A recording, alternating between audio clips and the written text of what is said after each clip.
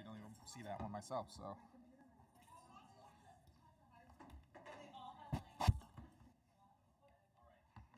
We're good? Okay. I'm in a compromising position.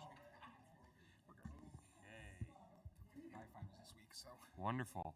Okay, we're going to go ahead and get started. Welcome to the December meeting of the Osborne School District Governing Board. Before we gavel in, we are going to conduct our one of the several unfunded mandates from our state legislature, a public hearing for the Children's Internet Protection Act.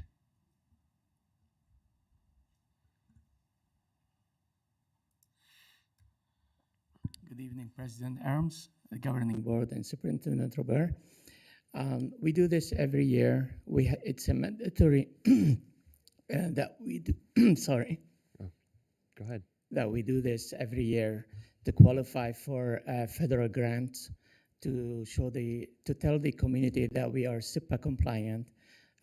We have web filter in our system, our network, to protect our kids, since safety of our kids and achievements are number one priority. So we have all our filter protect our kids here and at home. So this quick public hearing to tell the community and the parents, if they have any questions about how we operate and how we protect our kids, just send it to technology department. We'll be happy to help and answer it. Thank you, Jamal. Really appreciate it. Do we have any comments from the public? I didn't get any, but okay. If there is any, we'll be happy to answer it anytime. Thank you so much, Jamal. Appreciate all of your hard work and service to the district. Thank you so much. Thank you. Moving on to our public hearing. Let's see. We have another public hearing. This is regarding the fiscal year 2023 expenditure budget. Colleen? Good evening. The December budget revision allows the district to adjust its budget capacity for current year enrollment. Also include any carryover funds that were unspent budget capacity savings from the previous school year, as well as align our district calculations with those from ADE per the ADE Budge 25 letter that was issued. The summary sheet in your packet gives a comparison of our maintenance and operations budget and the changes of this revision number 1 compared to the projected budget that we ended last year with going into planning for expenditures this year. So that blue highlighted column of projections with the legislative bills that were funded is the comparison column on the far right compared to the current yellow revision that's before you tonight. Our ADM, our student count, is down, so our enrollment's down, and that equates to our average daily membership for the first 100 days, and so that's down by approximately 78 students compared to what we had projected this year's funding would be based on. Once you apply those weighted student counts, that gets multiplied, and so we're actually down approximately 119 weighted students compared to those projections. And that flows through in all of the revenue calculations. And so you can see the total revenues are less by about $600,000 compared to what we had projected in revenues to expend, to build our expenditure budget on for FY24. We did have some additional one-time funds, which was primarily due to carryover, which was attributed to vacancy savings, other vendor savings, those things from the previous school year. Those one-time dollars, because they're one-time savings that we don't know until each year finishes if to expend savings and attrition and budget on for FY24 is covering that. We did have some additional $600,000, but going into the spring's budget session, we're going to have to account for that loss in enrollment and projecting FY25's budget. Got it. I know this is on our agenda for action later on in the meeting. So I'll reserve any questions from the board, but are there any comments from the public? I think that's what the purpose is. Hearing none, we will move on then. Thank you so much, Colleen. Look forward to seeing you in a bit when this is an action item. Okay, now we are going to actually start our gavel in to our regular board meeting, call to order. Before we do our Pledge of Allegiance, I will do our land acknowledgement statement before we call up our Solano friends to do our Pledge of Allegiance. Arizona is home to 22 tribal nations. The Osborne School District is situated on the homelands of the Acamel, O'odham, and Peeposh people. The Osborne School District recognizes the original inhabitants of these lands and recognizes that they still reside throughout the city of Phoenix. We recognize their wisdom, impact, and generosity towards us. Osborne School District is surrounded by the original Salt River canals that were constructed by the ancestral Sonoran desert people, the Hohokam. These canals created a livelihood for the people and are still in use today. We acknowledge that the modern indigenous people that inhabited this area, as well as their Sonoran desert ancestors, the Hohokam. Before we call up our friends from Solano to do the Pledge of Allegiance, just want to recognize we have an addition to our lovely board here. Rhiannon Ford, since our last meeting, has joined our board. We're so excited to have you. Congratulations on your appointment, and it is a pleasure to have you on the board. Look forward to serving with you. Do you want to say anything before? I know it's not on the agenda, so it's got to be brief, but you want to say hello? My name is Rhiannon Ford. I live here in the Osborne community. My son attends Encantos, and I am also a teacher in the Phoenix Union High School District, and I'm really looking forward to getting to know everybody in our community and serving the Osborne community on the governing board. Thank you. Thank you so much. We'll go ahead and move on, and we'll bring up Teresa, who will help us lead in our Pledge of Allegiance. If we could all rise. Thank you. So thank you for having us. We're going to start a little bit differently today. We start every day. We're showcasing our KTSN student-led announcement team. They'll introduce you in just a moment. But part of our unity every morning is to come together with morning announcements and do the pledge together. So we will share with you our morning announcements that will lead us through the pledge as well. Carry away. Hi, my name is Arizona Paludo, and this is the KTSN announcements. Today is Thursday, December 14th, 2023. Please stand for the Pledge of Allegiance.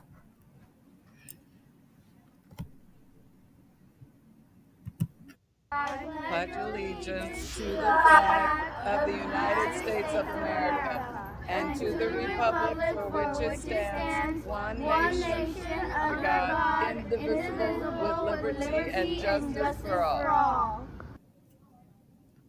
You may be seated. Thank you. Birthdays today. Coach Cavers. Happy birthday, Coach Cavers. Upcoming events. Osborne Governing Board meeting tonight at 5:30. Solano will be celebrating our Staff Love Award recipients and KTSN. Winter Games next Tuesday. Winter Around the World program next Thursday. No after-school programs next week. No school next Friday because of winter break. National holiday. Today is More Good Today Day. Let's make it good by being kind. PBIS expectations. Be respectful, be responsible, be kind, and be safe. Tiger skill, composure. Cafeteria menu today. Lunch today. Pull apart breadsticks, homemade marinara, and peaches. Tomorrow's breakfast, mini waffles. Question of the day. Imagine you are a snowman. What would your day be like? Word of the day. Attend. To be present, it is a verb. I hope my parents can attend our Winter Around the World program next Thursday. Joke of the day. What did the gingerbread man put under his blanket? The cookie sheet. Ha ha ha ha ha. Now please stand for the Tiger Pride Pledge.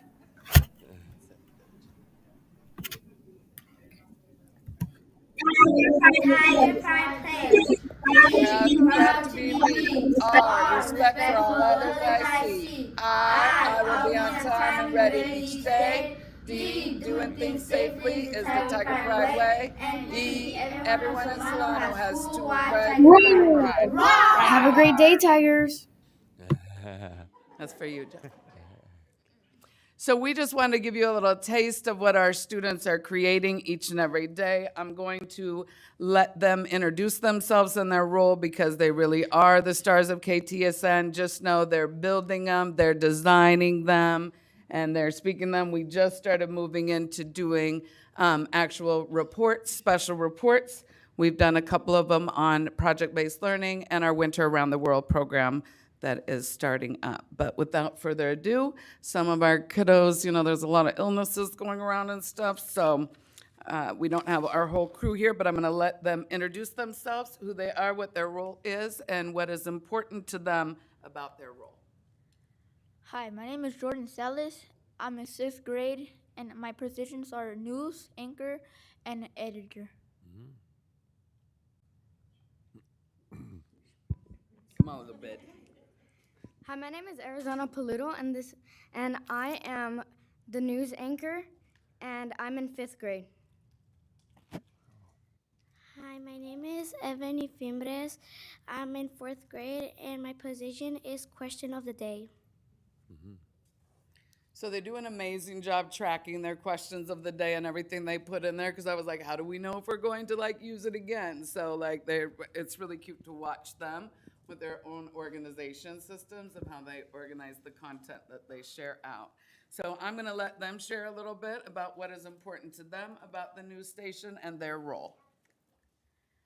What's important to my role is giving kids joy, giving them ideas, and giving them just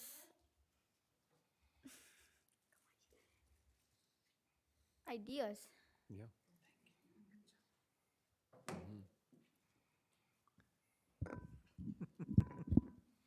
What's important about my role is that when I record, I usually help people with being kind and stop bullying.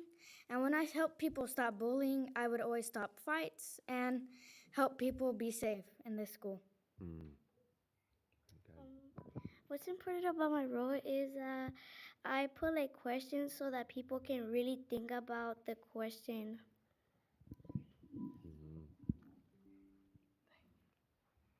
Do you have any questions for us? Questions, Mr. Peralta, I'm sure has some. Well, I don't think you all know, but I actually teach broadcast at the high school I work at. So I see your face going, oh no, this is good. Y'all sounded great up there when y'all were doing Technical it. question is coming. Yeah. Yes. So technical question, I'm joking. I'm not going to be mean like that. But no, y'all sounded great. Seriously, that was awesome. I'm very much impressed because y'all got a little bit more going on than what I do with my students. But seriously, it was great. Y'all have great voices for this. Yep. So keep it up. Keep practicing it. Record yourself. Get your golden voice on, your radio voice. That way, when you're on the air, you can be like, hey, welcome to the show. You just change your voice up a little bit. But seriously, y'all sounded great, and that was awesome. Thank you. And that's coming from a professional. Thank you so much. That was wonderful. Thank you so much. Thank you. They were so nervous. Yeah, they did great. And now do I just jump right into the Jump Love right in. Awards? Yep. Jump right in. Me, I'll jump right in. So unfortunately, one of our folks wasn't able to make it tonight, but I'm going to start off with recognizing Amelia Campbell for growth. She exemplifies the definition of growth. One of the definitions of growth is the process of developing spiritually, mentally, and physically. When Ms. Campbell joined us last year, she traveled all the way from Jamaica, leaving friends and family behind. Not only was this a big sacrifice in itself, but she had to adjust to a new culture and a completely new professional approach. Ms. Campbell took this challenge on with a smile and positive attitude. She has continued to pivot and adjust to create learning environments and positive climates for her students. Ms. Campbell is constantly working with her partner teachers and master teachers to develop and improve her teaching practices. This growth attitude has led to a classroom climate where students feel successful and valued. We are very fortunate and proud to have Ms. Campbell on our campus and a part of our Osborne family. So we'll clap for him. Woo, Campbell! Woo! Miss Campbell. Okay, now I'm going to get them both because I didn't think she was where Miss Linton were going to get here, and now I don't have your flowers. I'll bring them tomorrow. Oh. You're welcome. Thank you. Hold on. We're not done yet. There you go. Thank you. That's That was a great surprise. Mhm. Next, for relationships, we would like to honor Mary Jo Winter. She brings a, oh, step up here, Mary Jo. Come on, I'm talking about you.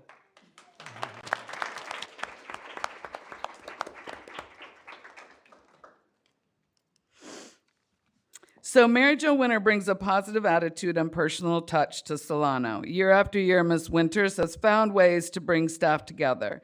She does this through creating activities and connecting staff and students in various positive ways. This year, she has created a wall of mailboxes where where staff members can leave positive messages for each other.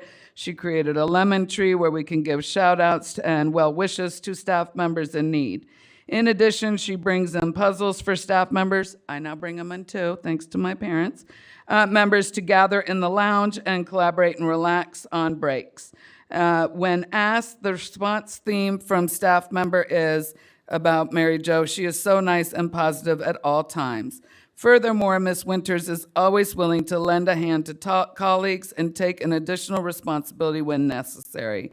Osborne and Solano have a shared purpose of relationships and collaboration because of people like Ms. Winters. Thank you.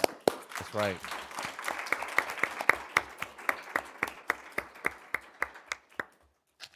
I should have these in order. Hold on, I have flowers for you. You'll get it. I thought it might be a peppermint that I would get A peppermint? Right. We have some competitions going on this week. Next, for integrity, we would like to recognize Kathy Komselman. Come on up.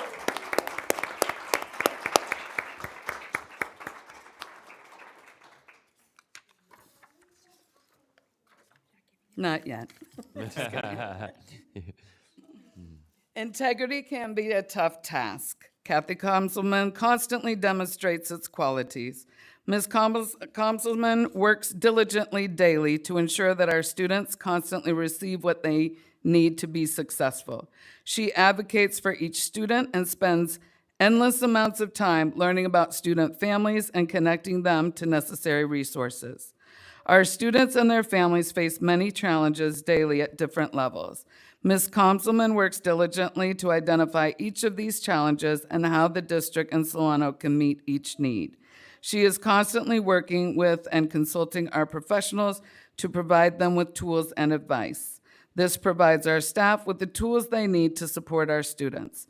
Kathy Komselman and her skills of proving integrity on our campus are two true gifts to our Solano family. Thank you.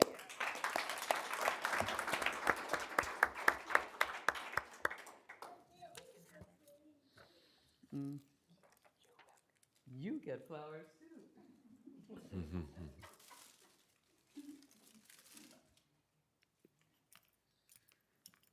All right, next, let's bring up the joy, Miss Linton.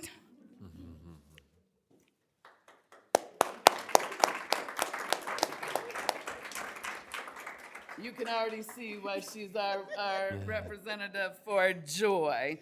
Have you ever met someone and after speaking with them, there is a little more pep in your step and song in your heart? Well, this is her. That's Teola.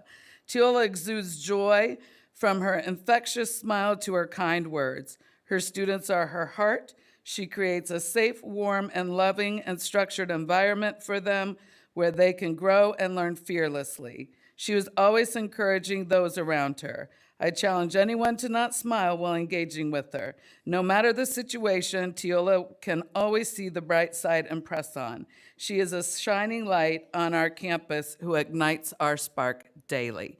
Thank you. And she smiles even without flowers.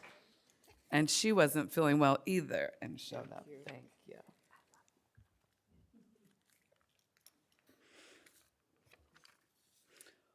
Miss Warner. And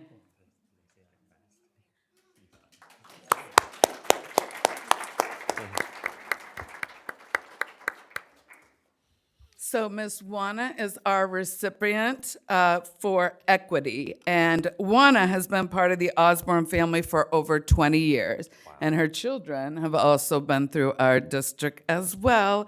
And, well, I'm getting off track. Let me stay on the freeway. During her time at Encanto, Longview, and Solano, she has made connections with hundreds of students, families, and teachers across the district. Juana's non-judgmental nature allows her to treat others with kindness and love. In the short time that I've been working with Juana, I've had the privilege to witness her give back on track students the same support, track all students with the same support as our struggling students. In giving support to students that she loves dearly, maybe more than her own children. Just kidding. I lost track. She meets them where they're at. If a student comes late to school, she will make sure they have breakfast. And that was a joke. I was talking about our classroom kids, but just saying. If a student needs more of a challenge, she will put them into a small group. If a big kid needs a hug to get through the day, she'll provide that as well. We are blessed and thankful that Juana chose to follow her daughter Yanette to Solano, and we're going to keep them all.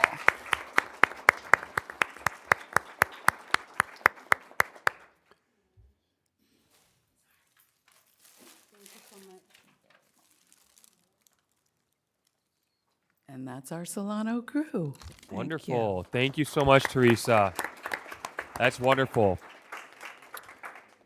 We don't have any other announcements or celebrations, right? Just in terms of, these are smaller in terms of, not a presentation, but I was going to mention you started the meeting off, Yeah, so sorry. welcome to our Didn't mean to board member. It's been quite a process. Yeah. Since Elenia left the board at the end of July. We've been 5 months now without a board member, and although we've gotten the work of the district done, there's a reason that we're supposed to have 5 people here. It just enriches the conversation, broadens perspectives, and it was quite a process between talking with those of us that represented here, interviewing with the county superintendent as well, and ultimately he made the selection for the governing board. So community, this is your new representative to the governing board here at Osborne. We're very glad to have you. So that is a celebration, and a celebration that the process is over and now you're serving. So here we are, and here we are as a complete governing unit.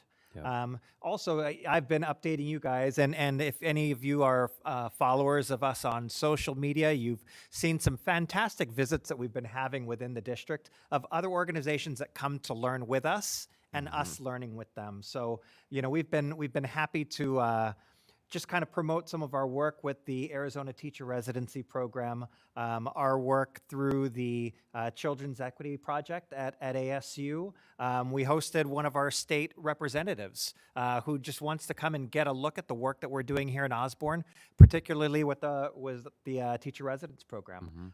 It's been a wonderful week of showcasing the amazing things that happen here within Osborne. It's one of my favorite things to be able to do, basically, is brag about all the work that you guys go out and make possible.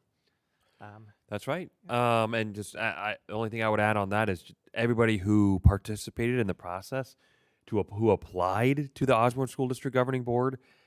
Just appreciate all of those folks. If anybody's listening, it was a long process, and a lot of wonderful people were very interested in joining this board. And I think probably Luis probably feels the same way because we did all the interviews together, amongst others.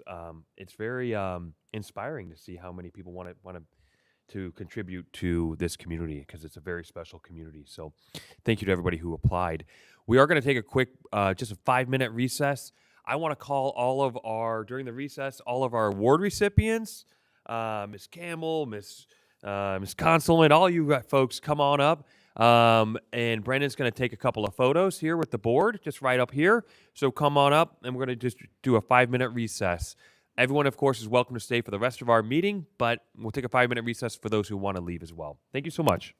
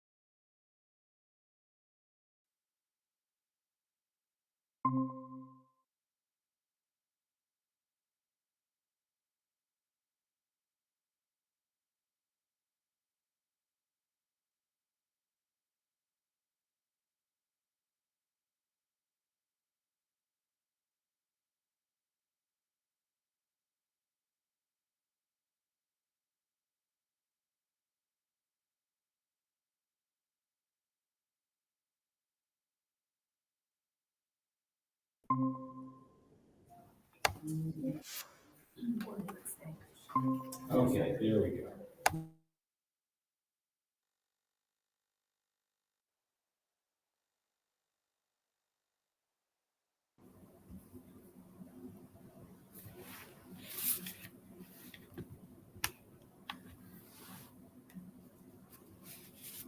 I can hear you faintly, but I hear you. Good evening. Okay. Hello.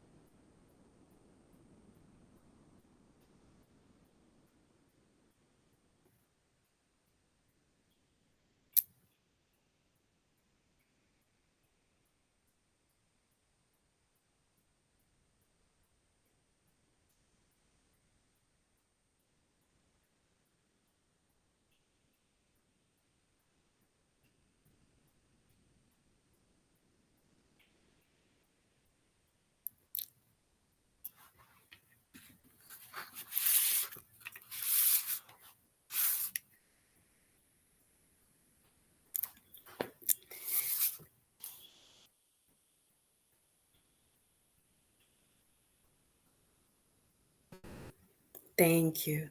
Thank you, Dr. Robert. And I apologize if I act strangely. I'm hearing myself speak to you and then it's bouncing back. So just bear with me with that. But I'm very grateful to have a little time with you all this evening. So, greetings from Tulsa, Oklahoma, as Dr. Robert said. I serve as the Vice President of New Site Development with City Year. Been with the organization going on 9 years and have held a number of roles, but most recently have been in this new site development opportunity and came to City Year from the classroom, actually, serving as a middle school Spanish teacher in North Tulsa, which is an under-resourced area of Tulsa, the backyard of Greenwood, if you've heard of that history, and the 1921 race massacre that occurred in our city.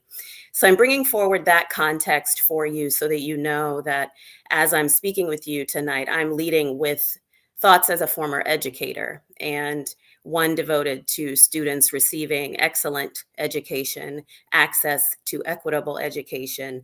And that is the context and passion that I lead with first and foremost. And I'm happy to share with you a bit of our history and to talk through some of the process that we've been going through in our exploration of partnership with Phoenix. And so I'm going to share my screen. I'm going to ask you to bear with me a moment. To just give you a bit of background, City Year is an AmeriCorps organization founded in, and I hope you can see my screen, in 1988. So we are 35 years old. And when we began, we were a community beautification, community service outfit and began in Greater Boston with 50 core members who would go around the city and offer supports, as I mentioned, in community beautification and service. We segued into the education space over 15 years ago and have been dedicated to providing students with near peer mentoring and tutoring by virtue of an outfit of AmeriCorps members who come and serve with us for a school year at a time. And we are currently in 29 cities, 29 school districts. Hopefully, we'll be able to move into Phoenix as our 30th city. And we have 247 schools that we have presence in We have a core member size of about 3,000 core members, and these young people are ages 17 to 25. They apply to serve with us and may select to serve in a city of their choice, or they can go to serve where needed. So I'll say a bit more about our AmeriCorps members. We call them student success coaches going forward. We are focused on supporting in districts that are contributing disproportionately to high school dropout rates. We support in grades 3 through 9 and sometimes up into grade 10 as well. And we provide a number of services beyond just tutoring and supports with course content in math and English language arts, social studies, science, and history. We also holistically support students with attendance needs and behavior challenge as well. So our SEL work is a big thrust for us, a big point of focus and a point of great success for us as well with our students. We are devoted to national service. We are devoted to youth and leadership development, not just with our core, but with our students as well. And we are also an organization that's focused on teacher pathways opportunities as well. I am not hearing myself any further, so I hope you can still hear me as I'm addressing you this evening. Hear you loud and clear. Our support, we are very, very integral in the school sites where we serve. So we are not coming in to be prescriptive. I would like to just offer that to you. We come in really with the intention of being a part of the school community. And our AmeriCorps members plug in. You can see this visual here of them doing something called power greeting. They come in daily and are there to give students positive interaction from the first of the day throughout the rest of their school day and even into after school spaces and sporting events and extracurricular opportunities as well. Our AmeriCorps members are planted in our school sites there from about 7 to 7:15 each day, starting with a first circle to just center themselves. And then they go in and provide supports in classrooms doing what we call push-ins, where they are able to ascertain student need and support right there and then in the classroom. And also to do what we call pull-outs, which is when they can work with students one-on-one in tutoring sessions outside of the classroom, and then also in small group tutoring. Our program is one definitely where we are looking at data, right? To know that this is a school or a district where we need to be. We're also looking at the data to tell us which of our kids are really in need of the kind of support that City Year offers. So we're looking at attendance data. We're looking at certainly test scores. We're looking at grades. We are listening to teacher insights about their students, and we're looking at early warning indicators, which are the things I've mentioned: attendance, course performance, and also behavior, so that we can adequately offer support to our students. Our students are placed on a focus list, again, using that data to let us know what is needed and by which students, so that our AmeriCorps members then can work with them in individualized and in group support opportunities. I also want to mention that this is really great opportunity for our core to work in partnership with the teachers that are there on site. It is something that's really special to see. And part of the work that I've done at City Year in my 9 years is running, in fact, the Tulsa Department Program and Service Operative that supported core members as they were doing their work in schools. And so I was able to witness the strong relationships that core members had opportunity to build with teachers on site in schools, to learn curricula that were being imparted in the schools and be able to support accordingly. And, to offer things like positive calls home, attendance calls home, and really be a support for students that's a little different than other adults in the building might be, and to add capacity to the staff and faculty that are already in place in our partner schools. We have never left a district where we've launched in our many, many years of operating in education spaces. And again, we are in 29 districts to date. So to talk a little bit about our work in Phoenix, This predates my work a little bit with New Site, but about a year before I was hired into this role, the outreach began from a City Year champion who had been an alum and served with City Year many, many years ago, who is a Phoenix resident and was very, very enthused about saying, we need your support here on the ground in Phoenix. So it began.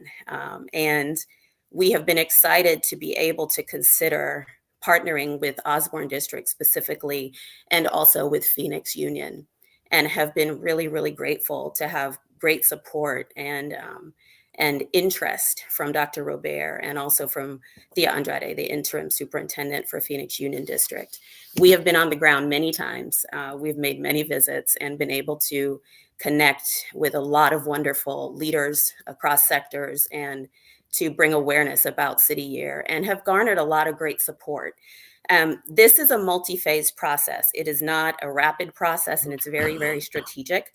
And we have been working to gain support, to bring awareness, to gain resourcing, and to be able to launch a site there. We're considering potential for a full year or a mid-year start. So I can get into more of that and clarify what that means for you all. But we initially were given wonderful support in a grant that allowed us to begin our exploration by the Phoenix IDA, Community Development Organization. And we have also been in touch with Arizona Community Foundation and have also a strong partnership in other areas of our work, our teacher pathways work specifically, and leadership training and development with ASU. So we feel that we really have made some really strong connections there in the Phoenix Metro, and ourselves are extremely enthused about the opportunity to be able to work with you all. We also have a great representation of City Year alums that are in Phoenix as well, again, across points of career and influence. And so they have been wonderful connections for us as well. They're on the ground. So I'm going to just pause for a moment to see if there are any questions, but definitely am grateful that you all are giving a little bit of opportunity to connect with you this evening. And one other set of visuals before I take any questions that I just want to pop up very quickly. Phoenix was a great set of visitors to have. And so this is Dr. Robert and Phoenix Union board members, Ms. Haley, and also Miss Nikolic were in the group. This is a circle. And so they were getting a little bit of the City Year cultural experience before we moved into another part of the day. Also, this is a visit that we did to Webster Middle and High School, one of our longest standing school partners in the city. And City Year Tulsa is 10 years old. So this was a picture from that group visit. I have some impact data that I would love to share, but I am certainly not timing myself, so I don't want to run over time, but would love to be able to answer any questions that you all may have. Um, If you have any questions, you're gonna have to unmute her on top. So Luis, you might want to unmute her when you're asking the question, and mute her again so she doesn't hear herself asking that. And it's the red button, right? Yep. Cool. any questions before I hit the unmute button? You got one, Luis? No, I got it. Okay, I got it. But there you go. Cool. Tennille, can you hear me? I can. Thank you. So nice to meet you, at least virtually. This is Ed Herbis from Nice to meet you. and Thank you. Nice to meet you. Nice to meet you too. A friend of Aaron Marquez's, and he's the one who I think you were referencing. Yes. Maybe 2 years ago or so that Yes. reached out to me and said you gotta, you need to look into City Year. And then February of 22. February of 22. Back then, still a somewhat new board member, I brought it to Dr. Robert and said, hey, my friend is talking about City Year. Let's look into this. So, and really appreciative of you taking the time, and appreciative of Thank you. our Osborne staff taking the time to look into it. But everything you said sounds wonderful. The added capacity, especially at the schools I think we're looking at right now, which is, as I understand it, is Osborne Middle School in Solano, and just that, like you said, added capacity, the eyes and the hands that those young people bring, and the energy, frankly, really does make a difference. And I think it's a wonderful program, and really appreciate it, and look forward to working with you, hopefully, to move this forward. Thank you so much. It was Aaron that I was speaking of as well. So thank you. Good to meet you all. And we have another question from one of our board members. Go ahead. Hi, Yes. I'm really so I'm Leanne Greenberg. I'm really excited about this partnership. When I worked in Detroit and Chicago, we had City Year partnered there, and it's a really great program from what I've seen. I have friends that have gone through the program as well, and that inspired one of my friends to become a teacher. So that's awesome. Thank I you. see like that we're looking to kind of move this forward potentially. There would be fundraising that would move forward if we decided to move forward. What does that look like? And then also just thinking of how many people we're looking to have at each site. What's the goal to start out with? Thank you for those questions. So the team size, and we're looking to start with 2 teams, one in Osborne, one in Phoenix Union. Currently is the discussion, and then scale up from there. Generally, team sizes can go from 5 up to 10. The largest I've seen is 12. I think a sweet spot can be no less than 6 AmeriCorps members per team. And I'll just describe for you what a team consists of. In addition to AmeriCorps members that are working in our schools, they also have a full-time impact manager that's a staff member at that site that is on site with them day in, day out, and supporting them as their direct leader, as well as a liaison, if you will, between the school administration and Corps members. It's not that Corps members are not able to engage with administration, certainly, but those impact managers can support with some of those connections. And also, we have a full staff that would be at any given site to support the operatives. So just want to offer that to you. And the fundraising piece. So there is a fundraising aspect that new site development, my department, is responsible for us to even open the doors of the site. And so we have a goal to open a site in Phoenix. A 4-year budget is what we are looking to have commitments towards for $3.5 million. That would not be needed necessary to be raised year over year, right? That is the goal for launch. And so that is what some of our work on the city year side has been on the ground, is to connect with potential donors and funders. For Osborne's part, the fundraising conversation, we've had some of that. Dr. Robert and Thea were able to engage a bit with Tulsa Public Schools leadership as well, and learn a little bit more about their approach to funding. Now, I want to share this uniqueness. Phoenix districts, right? You all have several. Tulsa is a unified district, and that makes things a little bit distinct. So a lot of our schools then that have city year are making an investment towards the amount that is invested per team.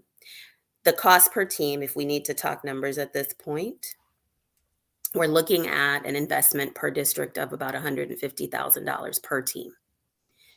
And so for me to be able to answer how you all would fund the operative, to fund this opportunity, that's not per se my area of expertise, although we have a district engagement outfit that is a part of City Year's operation that we can talk with and find out, get some hints, get some thoughts. But definitely, one of the things that's very, very helpful is having voices like Dr. Robert to say, this is something we're interested in, and here's why. And that definitely is one of the stronger voices that we could have, is the superintendent saying we're invested in this. And in fact, in talking with funders this last week, that's one of the things that they expressed. We'd love to hear your superintendent's voices in this, and districts' voices in this. So I hope that addresses a bit of the fundraising question. And I can jump in for a bit. Can't Just hear you, kind of. Dr. Robert. I'm sorry. So, Tennille mentioned that dollar figure. So part of what I'm looking for with the board, this is an information item tonight. This isn't an action item. Can you hear me now, Tennille? I can. Okay. I'm sorry. I'm going to go on ahead and repeat what I just said. Okay. with the dollar amount that Tennille just brought up, this isn't being brought to you as an action item tonight. This is information and kind of gauging interest from you and through conversation. But we will need to formalize, our relationship with City Year and be active in our fundraising abilities. Because again, this is something that we would need to commit dollars to if they're going to be committing something as large as $3.5 million towards setting up an operation. And they're talking about permanent operation here within the city of Phoenix, right? So they want districts that are committed to going down that road with them. So I already have meetings set up with areas of potential fundraising that I'm going to be engaging over the next couple months. Ed and I have talked about that. We're anxious to get on the ground running with being active about pursuing the funds that are needed for for this endeavor, for our part of the overall dollar amount that would be needed to make this operation happen within the schools. And then as we open doors and then look to possible expansion over the year, as over the years as we show success. But first we have to get a successful year one operation going and be able to at least commit the dollars towards that first year. But this isn't something that we want to do for 1 year and then be out. Yeah. We want to be doing fundraising towards either a sustainable commitment of district dollars or a long-range fundraising goal and plan so that this is sustainable year after year and that we're not making year-to-year commitments with City Year, that we're making a long-term investment in this, in what this can be for our schools. Is the $150,000, is that per year, or is that just an initial, or how does that work? That's per year. But what you get with that, I mean, when you think about personnel, you heard about the team size that Tennille was talking about. So, if you're talking 10 to 12 people on the ground, for, of course, the more people that you have on your team, it's going to be a percentage more than that or a percentage less depending on the size. But when Tennille was talking about 2 teams, one for Osborne, one for Phoenix Union, that Osborne team, is going to be broken up into, we're looking at engaging within 2 schools at OMS and at Solano. But we think about the size, populations that those campuses are as compared to a team for Phoenix Union. That's at one comprehensive high school, right? That's a comprehensive high school in Phoenix Union can be the size of Osborne School District. So, a team there is different than a team here. We can spread our team in ways that make sense, not just to us, but what makes sense, with like what we saw in Tulsa. We visited one elementary school. There was about 300 kids, and I think they had a team of 5 at that campus, the second campus we went to, correct, Tennille? That's right. And then the high school, Yes. middle school combo school that they had a team of about 7 or 8, correct? I think it was closer to about 10, Okay. but I think so. And But that was split bigger. between the middle and high. Right, and that was a bigger campus, Bigger school. a bigger Right. population. So Right. yeah, this is something that we wouldn't. That's not just a one-time investment. That's an annual investment. So that's where fundraising through foundations or through corporate sponsorships or through district dollar allocations. In a time of tightening budgets, that district dollar allocation is hard to think about, right? So that makes the importance of getting out early to do the fundraising and going to foundations and private interests that may want to become involved in something that one of the great pieces that I loved in researching City Year was how they talk about, you go to college, you've got your freshman year, your sophomore year, your junior year, your senior year, and then you can have your city year, that year of commitment to your community before you go off into your professional world as you're making that first step into independence through service, through AmeriCorps, and through City Year as that place of service and with our district. I also think it's a wonderful opportunity with us, not only the connections with ASU, but having the Arizona Teacher Residency Program. Can you imagine a young person coming out of school, wanting to do this year of service, coming into classrooms, falling in love with that type of work, and us having a mechanism to say, yes, you can come right into our teacher residency program, embedded still within the same district, the same community you've connected with. So it's a, besides servicing our students in the way that this is meant to for that city year, it's also a possible pipeline towards our teacher candidate pool and potential through our own Grow Your Own program through the teacher residency program. So, there's lots of pretty amazing opportunities through this that impact kids, that impact teachers, because these are your colleagues. It also makes their burden a little bit less when they've got more hands and eyes engaged in the work and the play and the activities of students, and of benefit to the community as well by adding to the workforce, hopefully the teaching workforce. Are there any other questions or comments from the board? Rhiannon, please go ahead. Thank you so much, Ms. Bent, for your information about City Year.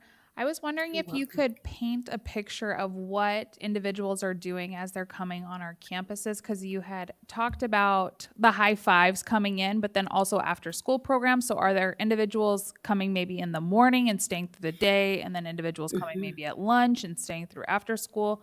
How does it work logistically for teams actually on campuses?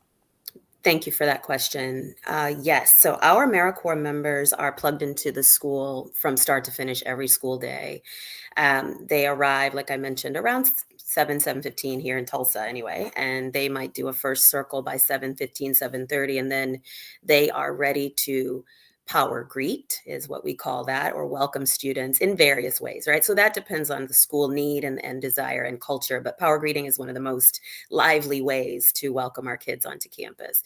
From there, they will move into various placements because their schedules are different. So some AmeriCorps members will deploy into the classroom and offer full class support. They may start off the day with an individual tutoring opportunity with students. And I will say every school that we are in has a team space that AmeriCorps members City Year is housed in. So they can do tutoring there in that team space, or have a desk set up in the hallway and work with students individually. And so there are various ways that they're engaging with students. The full class support can look like anything from just monitoring. Maybe if a student is having a challenge in behavior or an emotion at that time, they can work with that student individually and help to redirect or just give them some attention that they might need in that moment. I have seen AmeriCorps members who are not teaching classes because they are definitely not there to supplant teachers. That's not something that our AmeriCorps members do, is teach classes alone. They are very able to assist with the lesson in some way. Let's say they're interested in becoming a teacher. They are very able to impart a part of the lesson with the teacher's support and guidance there in the classroom. So it takes many forms there in the classroom. After school spaces also can be tutoring, can be after school programming, can be AmeriCorps members supporting with after school clubs that are there on site. Here in Tulsa, we've seen partnership with a lot of other partners that might be present, like the YWCA or YMCA that may have programming in schools, and we're able to offer capacity there as well. Communities in Schools is another partner that has been present that we've been able to lend support to. And I've seen AmeriCorps members even create their own poetry club or other points of opportunity for students to engage, a movie club or so in our school spaces. So it can look many different ways, but they are very much present for the entire day. Yes, we're looking like at a Can't 7 hear to you again, 5. Dr. Robert. I'm sorry. We're looking at like a 7 to 5 type of thing. They're there for a long day, but it feeds in very nicely from that power greeting all the way through. Just imagine through 21st century classes after school, right? With the mechanisms that we have set up within the district, they're there supporting all of our programs and activities throughout the day. It's not If I it's not can broken throw up by the morning crew and the afternoon crew. It's the full day crew. If I can add one other opportunity that some AmeriCorps members have taken up at various districts, there's an opportunity called Walking School Bus also, which is literally escorting students on foot to school, making sure they get there safely. So that is something we've also provided in Tulsa as well. So again, the supports are holistic and, like Dr. Robert said, not a half-day crew by any means. So Danielle, we were just talking about that. We had a meeting at Solano last week, I think it was. We were just talking about yes, how the need for exactly what you said, walking school bus, more eyes and ears, and activation in the park next to Solano School. And I can yeah, see these young people coming in and organizing kickball games and fun things yes, and being there, high-fiving all the way through the park, and really, you know, helping with some of the challenges that we've seen there and making the kids feel safe from the moment they even get, not even to school, but from the moment they start leaving their apartment, starting to walk to school. So I think it's a wonderful thing. I look forward to doing everything I can to make this happen, fundraising, making calls, whatever we need, and just really appreciate the opportunity and really hope this works out. thank you. Okay.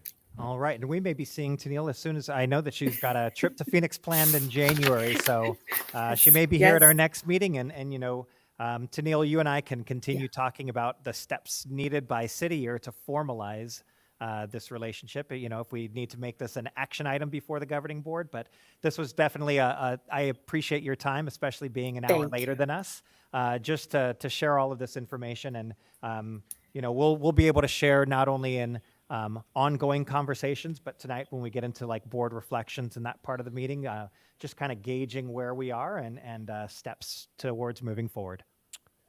Thank you so much. Thank you, Tennille. Bye-bye. We'll see you in person hopefully in January. Thank you so much. Thank you. Looking Okay. forward to it. Bye-bye. Thank you. Okay, moving on with our regularly scheduled programming here. We're going to go into the consent agenda. Do I have any discussion or a motion? Move to approve. Do I have a second? I'll second. So moved and seconded. All in favor of approving? Aye. Aye. Any opposed? Hearing none, all the items on the consent agenda do pass. Moving on to the call to the public. We don't have anything generally for the call to the public. We have one public request, but that's going to be on the agenda item. We'll get to that. I did, Okay, yes. I didn't- So maybe it was more of a head nod, A but head yes, nod, it was okay, it was just- an aye. Yes, I'll Excellent. be more vocal there. Moving on to board presentations. Our Dr. Woodland is here to give a presentation related to human resources. Dr. Woodland, come on up. Thank you so much.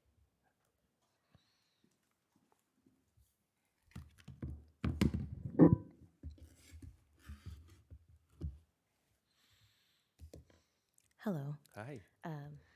Governing Board President, board members, colleagues, community members, Superintendent Robert. It's a pleasure to be in front of you all tonight. And I'm going to provide you all with a brief synopsis of what our department has been up to so far this year. I know you all have been reading reports, and Dr. Robert has likely been providing additional context as requested as well, but I'm really excited about some of the things we've been able to accomplish thus far on behalf of the Osborne staff community and share it with you all as well. Okay, so here's a brief overview. We're going to discuss some of the things we did for recruitment in preparation for the start of this school year. We're going to look at some of the wellness things that we've done for staff and with staff, and then we're going to look into some of the retention overall for this school year. So in the area of recruitment, we had two specific foci, which included process as well as savings, and I'll try my best. Anyone on admin team or in general who works here in the district knows that I'll sprinkle in a core value. So as core values come up, I might just spew them out in regards to how they connect to the specific areas. But we're going to go into recruitment and process as well as savings. So, in regards to our recruitment process for this year, we decided to remix things a little bit. For some context, Ms. Ford, this being your first board meeting, I'll go backwards to go forward as much as possible. But traditionally, specific hiring administrators, meaning principals or directors, have done their own recruitment and selection of their staff on their own. So for me, for example, I have a team of 5. And that would mean we needed an HR technician last year. Well, I was the one looking at the application and doing those interviews. And the same process for respective school sites and or respective departments. So when we say we kind of remixed this process this particular year, we thought about how and to what extent can we as a human resource department better serve the administrators or our colleagues in that particular space. So we have our office here, and we think through the fact that we post the job postings for all of them. We see the applicants before they do sometimes because of varying needs at campuses or at sites. So how and to what extent can we support them in that endeavor? We also endeavor to not only be collaborative as it says there, but also communicative. So touching base with the applicants, letting them know thank you for applying via email, maybe even with the phone call first. And then we also endeavor to extend our time frame. So recruitment seasons for school districts sometimes start as early as February or March and then extend through until they're done. We were very much so aware of the competitive nature, specifically going to different HR conferences as our team does. And we said, well, let's start in like late December, early January. So we started much earlier than usual with scouring for candidates, as well as extended it way past May into practically the first day of school, really endeavoring to never let it rest until good was better and better is best. Word to Dr. Seuss. And it was very productive for us. I don't want to go forward just yet, but on this slide as well, our recruitment process traditionally includes hiring administrators talking to people. We wanted to be more collaborative, so we did scheduling of job fairs in collaboration with principals as well as directors, as well as for them. We scheduled some virtually. We sat in on interview panels as needed and supported in those particular ways. So with that in mind, we had some fruit of our labors. So here are some of our recruitment outcomes. This particular slide is from our teacher orientation, which happened on July 25th. We welcomed 28 new teachers in this particular photo to Osborne, and that was of the 30 that were welcomed this particular school year. Osborne this school year has 157 teachers, so that means that we had 127 from last year that decided to stay with us, and we welcomed 30 new ones. And again, broadening our net and extending that time frame, collaborating with principals and supporting in new ways garnered us these new particular individuals.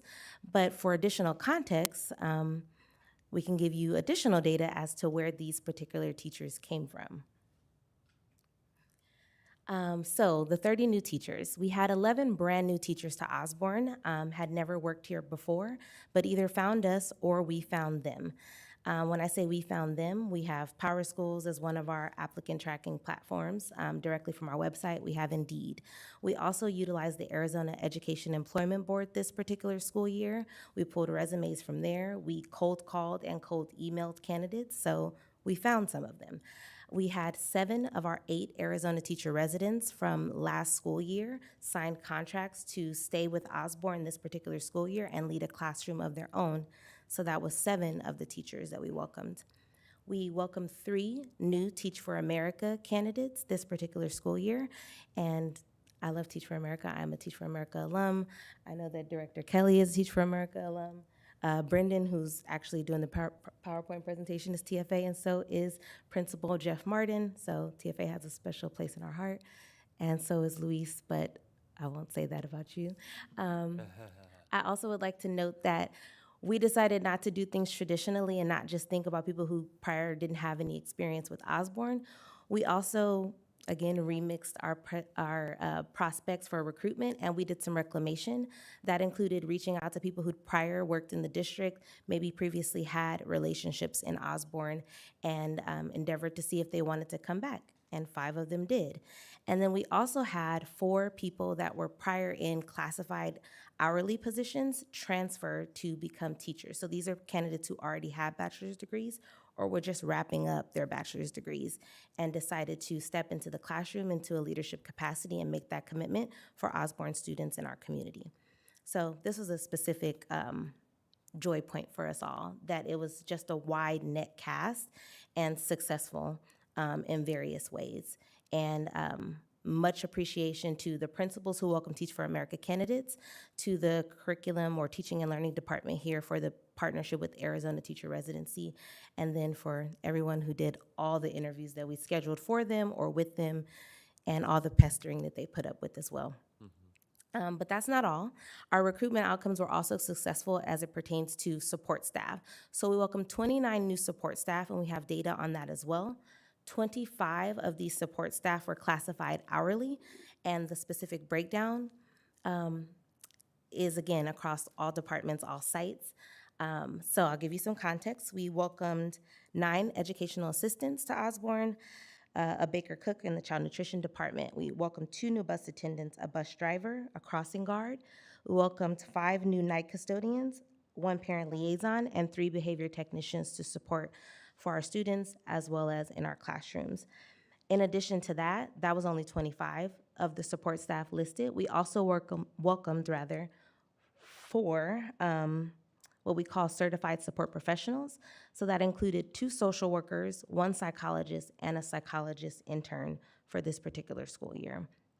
So again, across all departments, across all of our sites. And that's not all. We also welcomed 3 new administrators. Since I've been in Osborne for this school year, the end of the school year will be 10 years for me.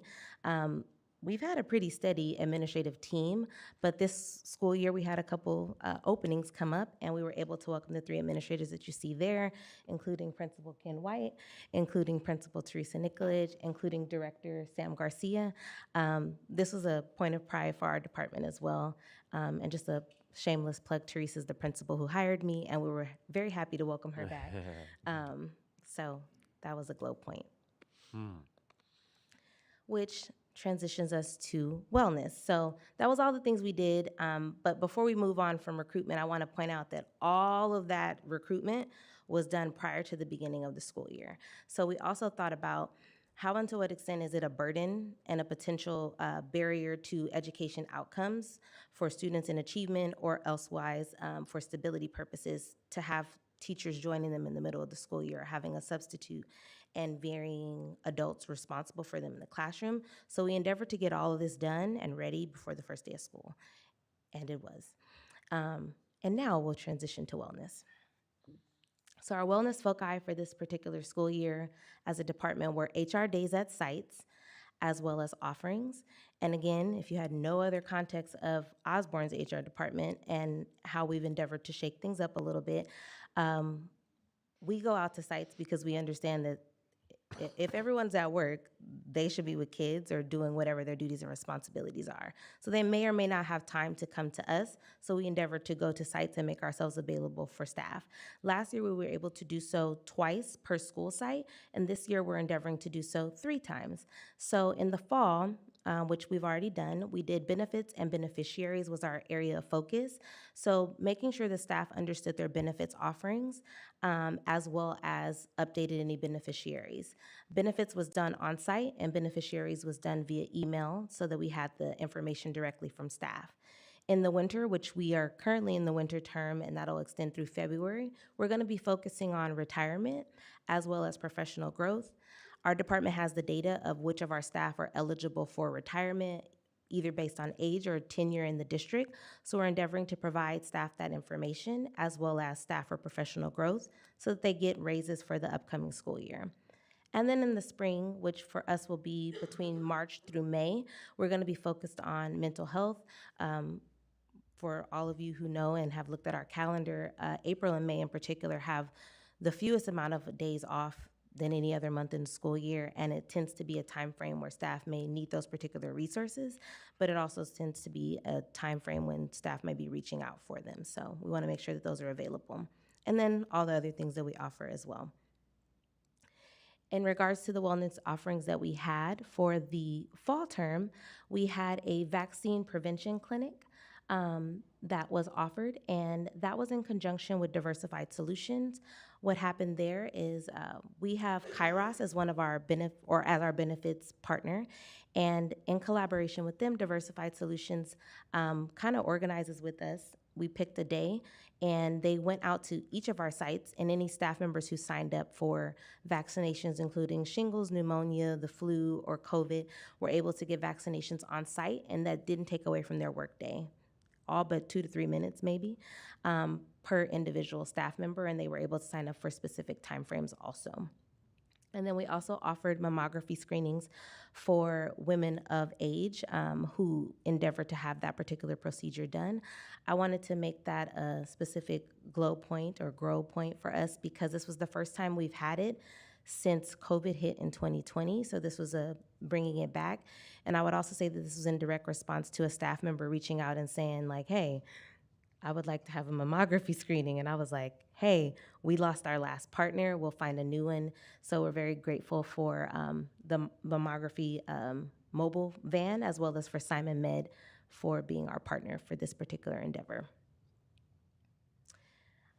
Other wellness offerings that we have as a HR department include a wellness committee, which is actually facilitated by our HR coordinator within our office, as well as the child nutrition coordinator. They have come together and kind of created a beautiful little hodgepodge, if you will. They have one wellness committee representative per site, and it started last year. They're launching it again for this year, and they kind of promote wellness initiatives for students as well as for staff. Child nutrition covers the student side, and then our HR coordinator kind of covers or supports facilitating the information on the staff side. And then we disseminate information via email, we disseminate it at HR days, or we go out to sites as needed. But for additional context, here's kind of a little bit of about how it looks. Because we're on the HR side, I'll focus there, but I'll also cover a couple of things on the student side. So on the staff side, we offered some nutrition counseling in conjunction with the child nutrition team during our fall HR days. What that looked like is we had 2 child nutrition interns through our child nutrition department, and they provided a schedule for us in alignment with when we would be at each of the sites. And staff could sign up for individual 15 to 20-minute counseling sessions just in regards to what are their dietary needs and or goals in their overall wellness space. In regards to long-term, we're looking to have an annual wellness fair, but that is, again, something that's likely going to be a cost. So we are trying to find creative ways to afford that particular offering. And we're also endeavoring to offer our staff wellness challenges, and we are always pushing employee education in regards to their benefits and other things they can take advantage of. On the student side, I know that the social workers are working in tandem with child nutrition to launch Osborne Cares and or food pantries. And they're also endeavoring to provide student education as well as family education through before and or after school programs as a result of 21st Century and other partnerships that we have. Which takes us to retention. And in the area of retention, I just wanted to note that it is kind of encompassing and focusing on this year. I wanted to note that this was intentional in regards to this presentation because we are coming out of COVID. We've had quite a bit of fluctuation in regards to staffing, adding staff as well as taking staff away. And I think that from my guys, having stepped into my positionality in January of 2022, I think this school year is one that I can say that we kind of owned, remixed, and can say we had some ownership and direct results in this particular school year's recruitment as well as retention. So the retention numbers are there. I'll go bar by bar. In regards to the top grade bar, we had 80% retention of our teachers for this particular school year. So that means 80% of Osborne teachers from last school year decided to stay with us this school year. The raw numbers are 127 of 157. In regards to classified, which is next in gold, we have 186 classified hourly staff members, of which 161 stayed with us from last year. We had support professionals next. These are certified support professionals, inclusive of social workers, psychologists, occupational therapists, speech language pathologists. We have 18 total positions, 11 of which carried with us from last year. The next bar you'll see there is the lighter blue. It's classified exempt employees, which we have one within our HR department, one within maintenance and transportation, pretty much one per department. But we have a total of 7 positions, of which 6 stayed with us from last year. And then administrators is last. We have a total of 19 administrators in Osborne, of which 16 stayed with us. Now, I will also note that of these positions, as you'll likely see in my board report for this particular month, we filled the positions, but was our retention from last year to this year. And that concludes the report for me. Thank you for letting me share, and I will take any questions. Questions for Dr. Woodland? Any questions? Leanne? Thank you for this presentation. This was great. Absolutely. For the support staff that are certified, that obviously was the lowest Yes. number, which I really want to commend our district. I think on recruitment and retention, this was amazing. So, but just looking at it, you know, from a board standpoint, was there any feedback that they gave? Is there anything? What can we look at? I have thoughts, and I'm sure Superintendent Robert probably does too. So certified support professionals is a very unique population from my positionality and perspective. And I say that because we're not just competing with other school districts, because we just completed a compensation study at the end of last school year, or the end of 2022 going into 2023. And we know that we're comparable in that space, but we compete for certified support professionals with private. So it's those private agencies that are stealing the speech pathologists and occupational therapists and then asking us if we want to contract them. And fiscally speaking, like dollar for dollar, they'll beat us every time. And I think that we're trying to get over that hump. I know that we have some potential partnerships in the pipeline, but that is, from my guys, the biggest competitor, if you will. And I will say, sometimes we get contracted folks, not contracted with us, contracted with private entities. They will come to us and they will love being in our district and want to possibly come to us, but have non-compete clauses from those private agencies. So it really is, not only are we competing with them the first time, but then when they come in, if they do come and work with us and they want to be with us, we're competing with them still, because they aren't free to pursue work. They would have to spend 1 year not working within the system in order to be able to come to us. So so I'm aware of the non-compete. So just thinking about that, obviously we want to have our staff here in Osborne employed by Osborne. Absolutely. Is there any way we can negotiate those contracts to either not include non-competes or lessen that time so that, you know, we can kind of open that up a little bit more? Or what does that look like, I guess? And then the other piece to it, is there a certain group within that seems to, like, our social workers kind of ones that we're losing more psychs, or is there a certain group within that that's we're struggling more to retain? Yes. Yes to the second question. I'll go to the second question and I'll ask you about the first question again. So the second question, I would say that the hardest one, and perhaps Director Kelly could chime in as well, I would say it's speech. It's the speech pathologists. Like, they are they're slippery. We've interviewed some and loved them, and they've loved us, and they end up at a contracting agency. So there's those experiences. Dr. Woodland, I would also say, so we're competing for the contracted positions, but we're also, they typically are online positions too. So the position we needed to fill the most this year was at our campus that has our STRIVE program, which is communication disorders for the most part. And the majority of the candidates were online candidates or hybrid candidates. And so we know that that's not going to be best for that Uh-huh. kids. So we also have that kind of dual struggle of the amount they can pay, but then also the flexibility of schedule for what we know what's best and keeping Mm-hmm. integrity for our Mm-hmm. students.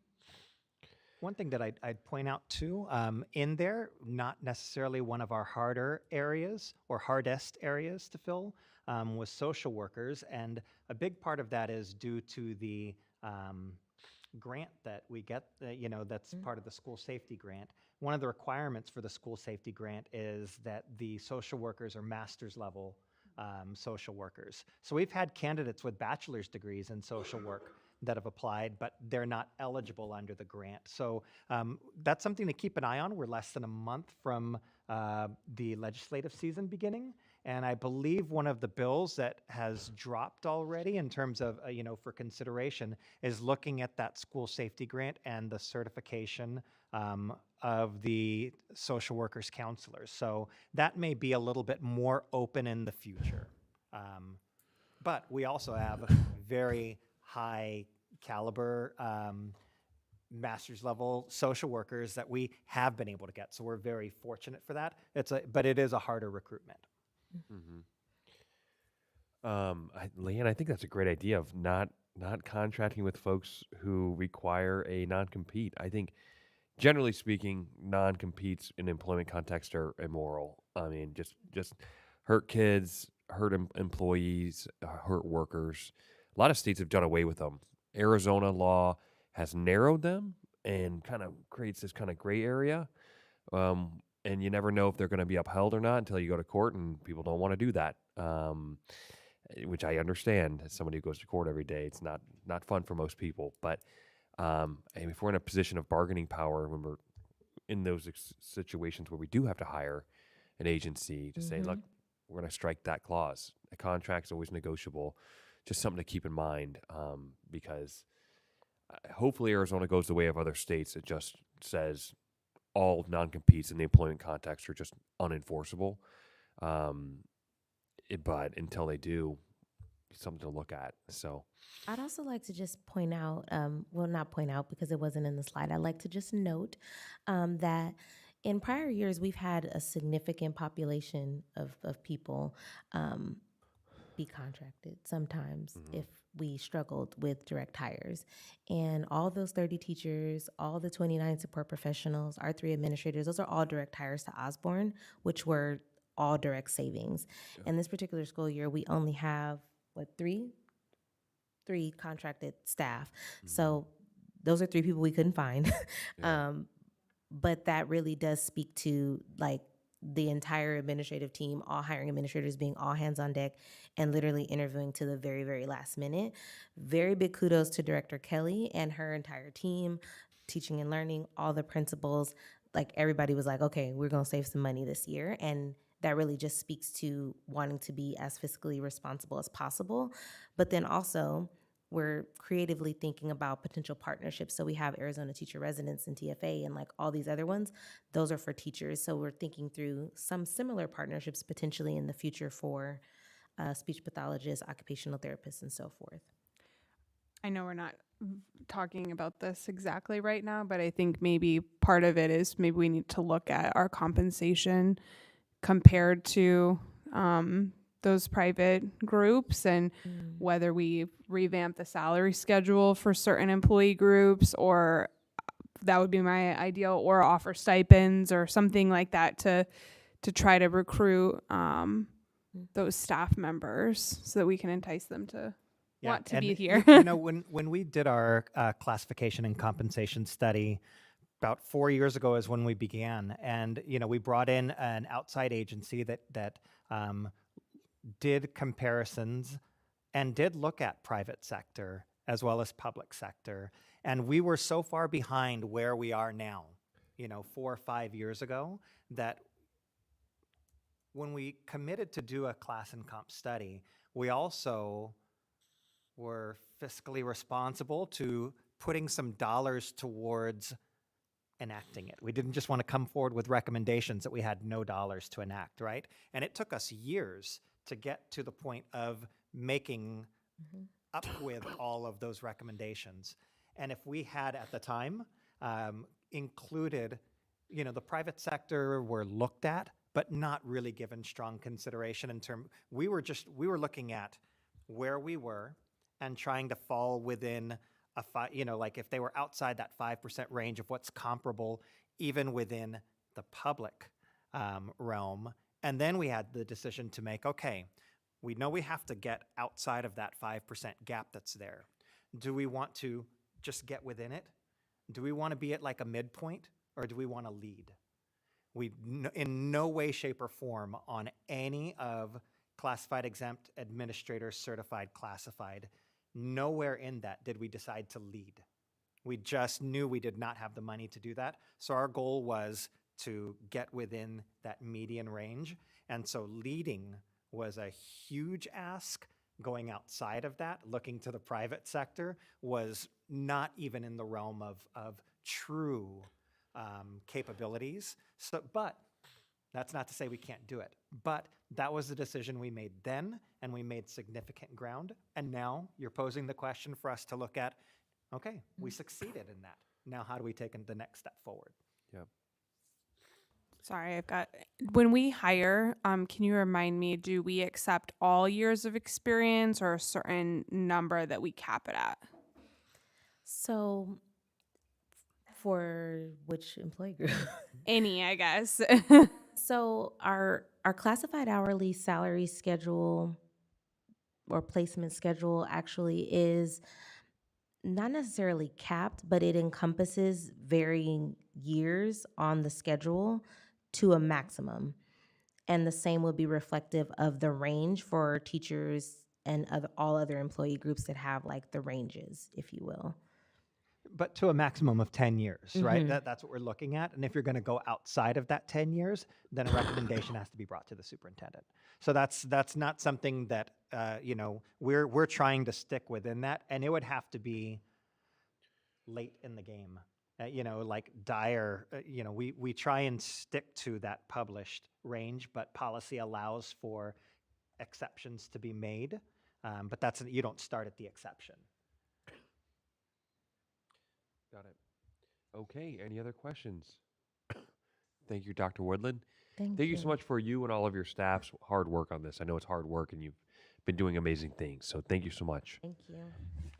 Moving on, and our administrative reports since our November meeting. Any questions on our administrative reports? Apologize. I had just a couple of really quick ones. Sam, I got a question, not to call you out here, but I was just reading your report about the bus rider counts for weeks 11/27 to 11/30. It said the rider count was 3,558. I know that's a little more than the students we have in the district, so just could you help me understand what that means in terms of what the rider count? We added all the for the year when they gave it to me, and I caught it late when I got it from transportation. Okay. So I seen it too, and I was like, wait, that's not. Okay. I thought maybe there's a different way you're counting riders than I didn't understand, like it's per ride or something. Sorry about that. Yeah. Oh, no worries. Okay, sounds good. Good to see you, by the way. Hope you're doing well. And then one other just maybe comment or question we can do in the future on the suspension reports. I'm looking at page 86 if you're following along in the packet. I really appreciate this data every month. Is there a way we could maybe on the same page format the data that we're looking at last year's as well, kind of side by side, that we're seeing, hey, last year, the month of November 2022, here's what the suspensions were this year. I know we have a goal of, moving in a direction where there's fewer out of school suspensions. So it would be helpful for me when I'm reviewing this to know, hey, is it, October of this year better, worse, the same as October of last year, and then same year over year? I'm sure I could dig that up if I took the time, but if we could just format that in a way that's kind of readily viewable to see past years, would be really helpful. Okay. I'd also like it if we could have it disaggregated as well, if possible. Okay. One of the things, just in terms of that, when we look at month by month disaggregated reports, we want to make it non-identifiable, right? So that's something that I will look at it. I will look at the consideration of it and how we can do that in a way that. But I mean, if there's one student from a school, that's you'd be able to identify. I just want to be very conscious if we're making a change to the report that it doesn't possibly get into anything identifiable or that would be a conflict on that's why when we do the disaggregated student data, it's the whole year, and it's very hard to look at any one person that might be there. But I will most definitely look at that. Before next month, I'll get back to you just in terms of how we can make that look so that it doesn't get to that point that is would be any type of easily pick out and then a violation kind of confidentiality. Could that be something, even if it's not It could shared be a in this, confidential. like that's shared just with the board? Absolutely. That way we Yes. can. Thank you. We took a big step in putting not only the full agenda but the packet. Yeah. As an outward facing, and I think it's really great in terms of our community being able to follow along. But that's where I want to get. So I would most definitely be able to do that at a confidential level. Yeah, that would be great. Mhm. Okay. Hearing no other comments or questions, we'll move on to action items. We're going to circle back to the approval of the FY23 budget revision. I don't know if I see Colleen over there. She's hiding from me behind the podium here. Come on up. If there's no other questions from the board, then the recommendation is to approve the revision to the 23-24 budget to align with current year ADM counts. Any questions from the board? Hearing none, I will entertain a motion. I'll motion to approve. Do I have a second? I'll second it. All in favor, say aye. Aye. Any opposed? Hearing none, it does pass. Thank you so much, Colleen. Really appreciate it. Moving on to the approval of the Prop 301 Performance-Based Compensation Plan for 2023-24. Yes, and we took big steps last year in the spring of 23. The Prop 301 committee met and was able to notify the budget committee that a relegation of $2,000 of that $2,500 for performance-based pay to be put towards the base. So automatically every year there's going to be that $2,000 that's coming from that fund, from the Prop 301 fund, that's going to go straight to base salaries. So that brings down and doing so allowed us to make our starting salary here in Osborne $50,000. So it was a big move in moving a lot of that money towards the base. So the need for meeting with the Prop 301 committee is determining what the funds are going to be for the $500 that's left. This year, $500 that's left, because this is a cash-based fund. We know that $2,000 is going to go towards the base, and we felt very comfortable saying that because we've never gotten to a point where we haven't gotten at least that much. But if we ever get to a point where we need to move below that $500, we could change that dollar amount. But we wanted to get to a point with the Prop 301 that we could have something that is pretty much assumed is going to be the Prop 301 committee's recommendation moving forward. Bringing this to you in December every year is a statutory requirement, but it's best if staff know what their Prop 301 plan is before the school year even begins. So our goal is to not just get this approved now, but if this can become the template that we would then bring to you in May or June for the following school year, so that when everyone shows up in August, there's already a fully approved Prop 301 plan with the $2,000 towards the base plus what the extra amount up to $500 is going to be. So the Prop 301 committee met this fall to consider recommendations moving forward, and it basically came down to one of two recommendations, both that were used in part of last year's plan. One piece of that being the individual growth plans that teachers work on, the IGPs, or just the attendance at the professional development sessions. And so both recommendations were, I think, well thought of by all members of the Prop 301 committee, and folks had ideas that their schools may want one idea more. So Prop 301 committee members went back to schools and kind of gave those two recommendations of IGPs or the professional development attendance and participation.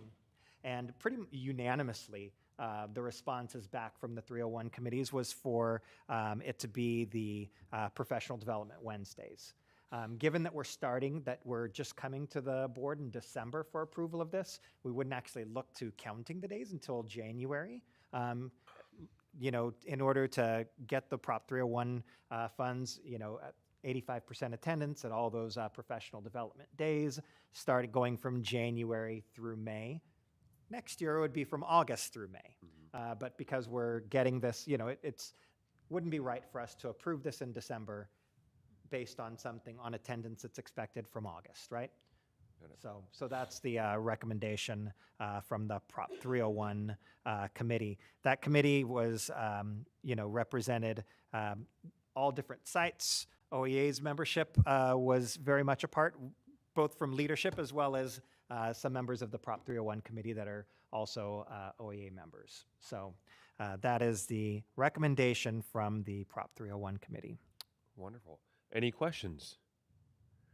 Okay, hearing none, I appreciate all of your work. Question, Leanne, go ahead. I just wanted to say thank you for the partnership on this, and I think as teachers we unfortunately don't get paid enough, and so I think having something that's attainable and is something like we want to encourage our teachers to go to their PD, but this really shouldn't be like this carrot that's like, oh, you gotta do all these hoops and jump through all these, do this whole obstacle course to get that little bit of extra money. So I really appreciate this.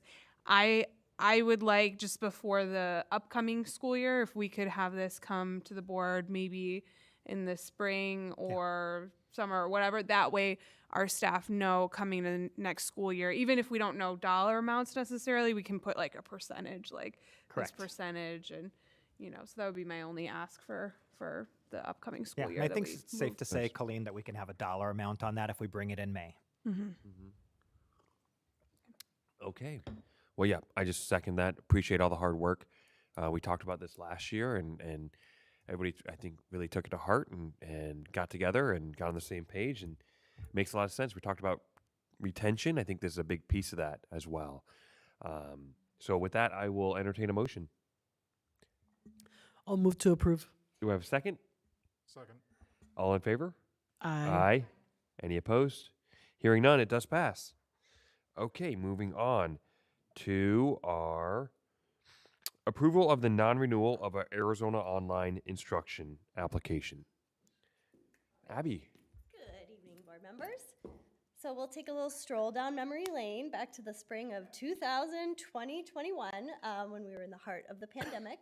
And in our efforts to really research all the ways that we can support our students and our community, our teaching and learning team, our district decided to apply to officially house an AOI, or an Arizona Online Instruction Program. Given that we were virtual at that time, it seemed like the smart thing to do, and actually in applying to become an official AOI, we learned a lot about best practices. The application was fairly robust. And we were ultimately granted the opportunity to become an AOI at that point, not really knowing that we had a choice. We didn't have to do it, but that approval of our application gave us that opportunity. Then that legislative season actually brought about the instructional time model, the legislation that allowed for a lot more flexibility to actually house our iSchool, or our community iSchool within our own school, which allowed us then to generate full funding for all of our students. Students that attend an AOI receive less, I think is it 3/4 or 2/3 of the funding that a full-time student would. And also those students would not be in a separate school, which would then have its own CTS. DS number would be required to would receive a letter grade. And so it just made sense to kind of maintain our iSchool within our existing programs. So we never actually endeavored to move forward with our AOI. And now, 3 years later, the State Board of Ed is just requiring that we officially close our application. I do not anticipate the instructional time model changing, so we still have that flexibility to house an online program if we see the need from our community, but we would not need to do so through this AOI. So I come to you requesting official approval of the closure of our AOI application. Any questions or comments, concerns? Hearing none, I'll entertain a motion. Move to approve the closure of the application. Do I have a second? I'll second. All in favor? Aye. Any opposed? Hearing none, it does pass. Thank you, Abby. Appreciate it. Moving on to our information updates. On first, well, we already did one on City Year, so our second and final one is about liquidated damages. And we do, before we jump into it, we have a request from the public, from our friends at Osborne Education Association. Specifically, this is Storm and Erica. Come on up.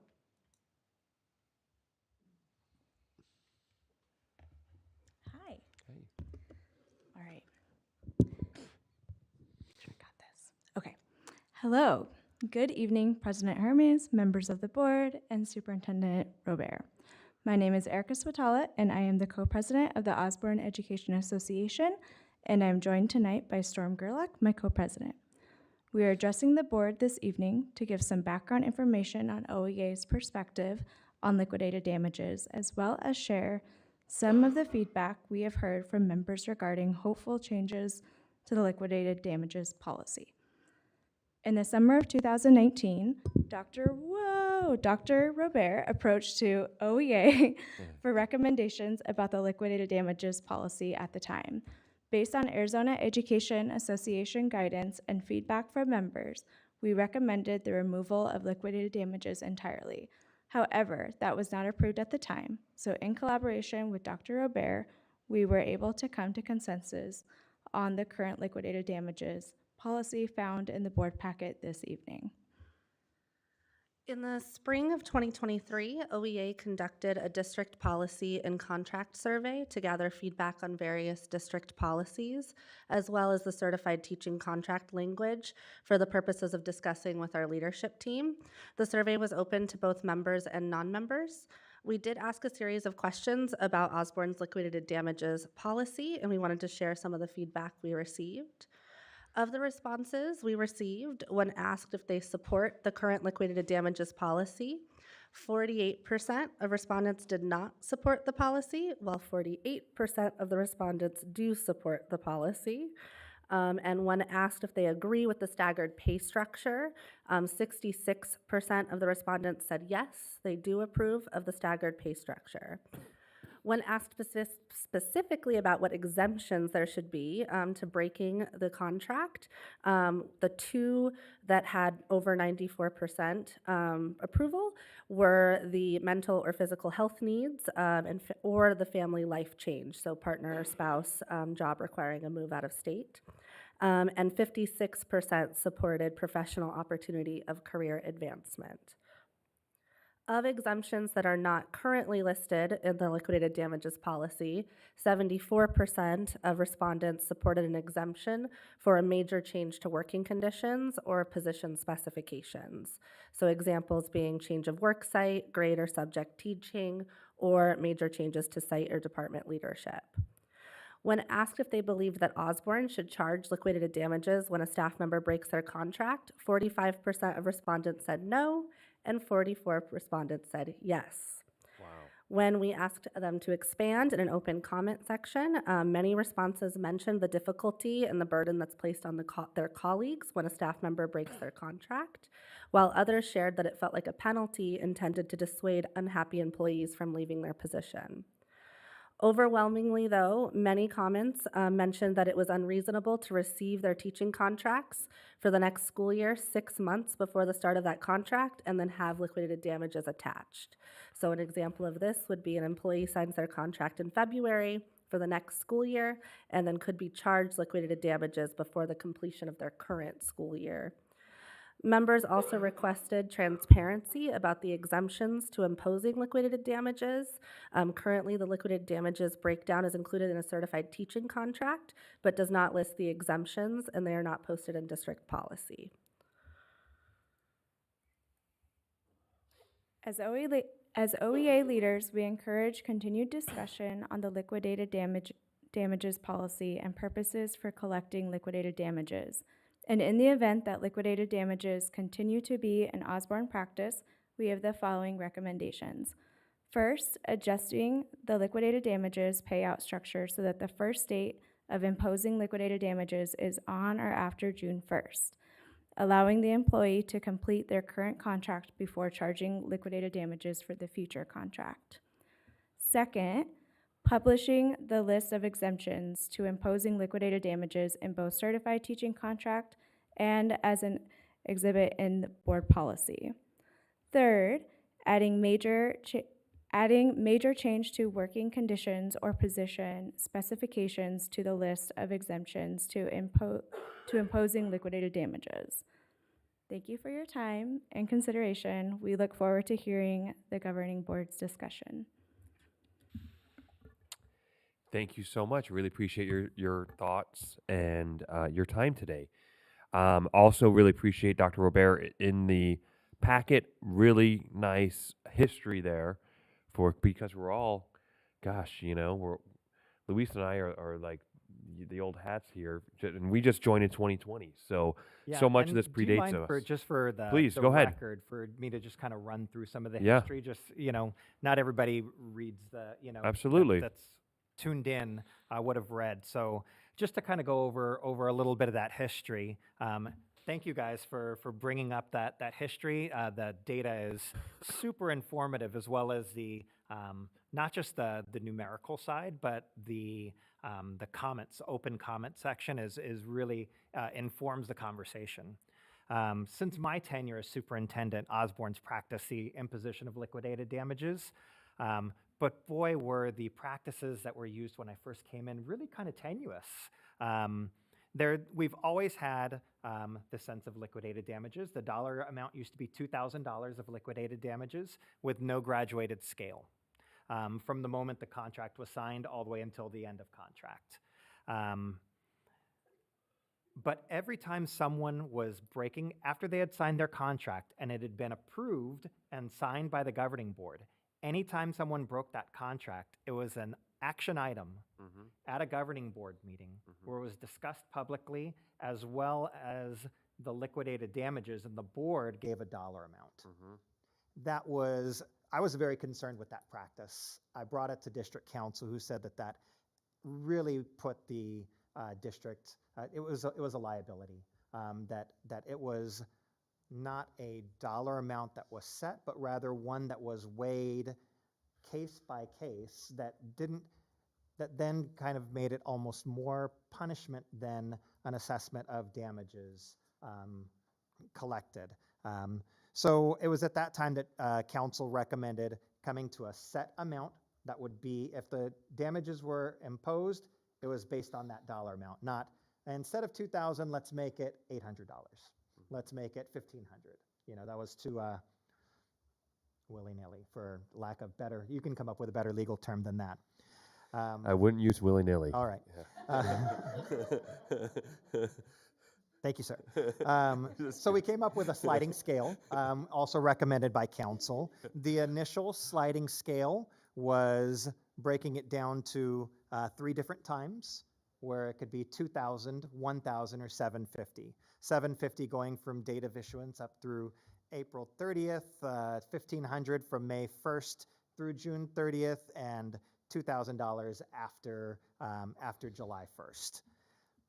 In that consultation with OEA, their initial recommendation was to not have, there were 3 options: no liquidated damages,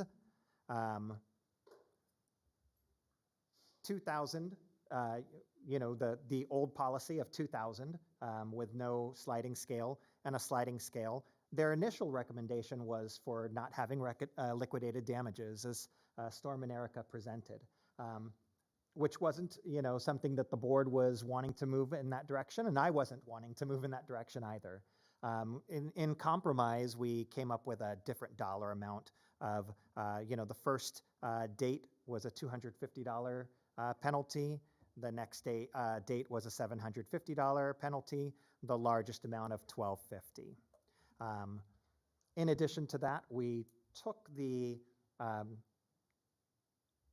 board's role in that was accepting that policy and got out of the administration of the liquidated damages determinations and day-to-day part of it. So if someone were choosing to break their contract, then it was the powers were given to human resources to process that according to our exceptions and assess the liquidated damages as presented objectively, through the measures that the board approved.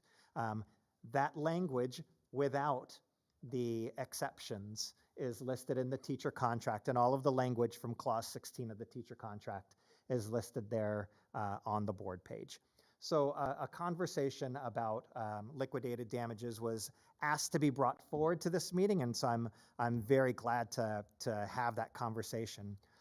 My recommendation, just to kind of start the conversation, would be to continue with the recommendation for liquidated damages for a few reasons. Number one, just the imposing liquidated damages underscores the importance of professionalism and commitment to your contractual obligations. It would allow for preserving stability and consistency. Dr. Woodland has had numerous instances of individuals coming and asking about breaking contract, and the liquidated damages have given pause to individuals in making that consideration. This is really important because there are lots of reasons. Like I tread on this with great sensitivity, recognizing that if someone is at the point of wanting to break contract, that they've done a lot of deep thinking, given a lot of consideration to this, and that it's not an easy moment that they came to. But there are other mechanisms that we set in place, that you set in place as a governing board, that we administer from our role to try and help with that situation, a reason outside of the approved exceptions. So we have things such as leave policy, whether asking for a leave of absence. If someone's having difficulties, we have our, drawing a blank, no, EAP plan, if individuals need ways to work through and talk through like difficult life situations that may bring them to that moment. So our first commitment is to kids and to 180 days with them, right? And we want to do everything that we can in our power to bring about that commitment to those kids for the 180 days. That's why teachers and administrators in particular are contracted and not hourly, because we're making that commitment to that 180 days. And that's why we don't have a liquidated damages clause for classified staff, because although the importance of all of those positions, the safety concerns and the educational, first and foremost educational commitment is there for that 180 days. And the liquidated damages are a piece of our overall strategic mechanism for providing for stability and consistency for kids and for staff members. Really appreciate the data from teachers, recognizing this from that teacher point of view, but they also recognize that they're part of a system, and we're committed to these kids and to one another as staff members. And if someone breaks contract mid-year, it's a big imposition to other staff members that pick up the pieces, to be said. $1,250, quite frankly, doesn't cover the liquid amount that it would take for recruitment, professional development, onboarding, the work of HR, the work of payroll, the work of the entire, it doesn't begin to cover, but it recoups some of the damages is the term. But I believe that it's part of our overall system and strategy for maintaining this system for the good of our kids throughout the year. But there are some wonderful recommendations that were made by OEA in terms of like what to add to the contract. I think that that's perfectly fine to add that to the contract. One piece that is a little troubling for me, and I want to make sure I get the wording of it correct. Would you mind saying over one more time the part about change in the Adding major change to working conditions right. or position specifications to the list of exemptions. Yeah. So that part is really difficult for me in terms of the change of that. Our contracts specifically say, our teaching contracts specifically say teacher. It doesn't say third grade teacher. It doesn't say fifth grade teacher. If something changes, putting that, I can understand the nature of working conditions, but that also handcuffs your administrator for making the types of decisions necessary for the well-being and operation of the school. And there are times where you have to say, I understand that, but the way that things are in the school right now, I need you to teach fourth grade instead of second grade. My teaching contract said teacher. I was hired for a lower elementary teaching position, first, second, third, and I was teaching fifth and sixth graders that year. That was a lot for me, but my contract said teacher. And my administrator needed me in that capacity. And I had committed to the district to do this job for kids. And it was late in the year. And if I didn't do what was asked of me, what the need for kids was, kids were going to be hurting. They were going to be suffering because there wasn't going to be time. It didn't take liquidated damages for me to make that decision to commit, but I'd be really concerned with the inclusion of the working conditions because our administrators, I have a huge respect and value and stand here with sensitivity and standing up and appreciation for our teaching staff. But I have to come with just as much fervent energy in supporting administrators and being able to do their job. And I think that inclusion of that would really make things difficult for the administration of a school from day to day. Okay, I want to open it up to the board, and I'm going to start with Leanne. If Sorry, you're I feel okay like with I've that, I been know you talking raised a your lot hand, this but meeting. You guys are no, probably, but I really appreciate no. you bringing this topic up. This is a perfect time to talk about it because we're not taking action. We're not approving contracts right now. This is the perfect time to talk about it. So thank you. Yeah. So one of my first questions, since you started in July 2017, how many times have we actually assessed liquidated damages? I can get that data for you. I don't.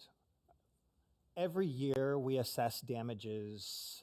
Well, it's really interesting that Dr. Woodland presented that information about teacher retention, and it may have thrown you for a loop when you saw that number of teachers. Like, that data was awesome in many categories, but that teacher number that was at 80.8% Yep. went at the completion of contract issuance was above 90%. So we had a good number of teachers that after turning in their contracts, broke contract.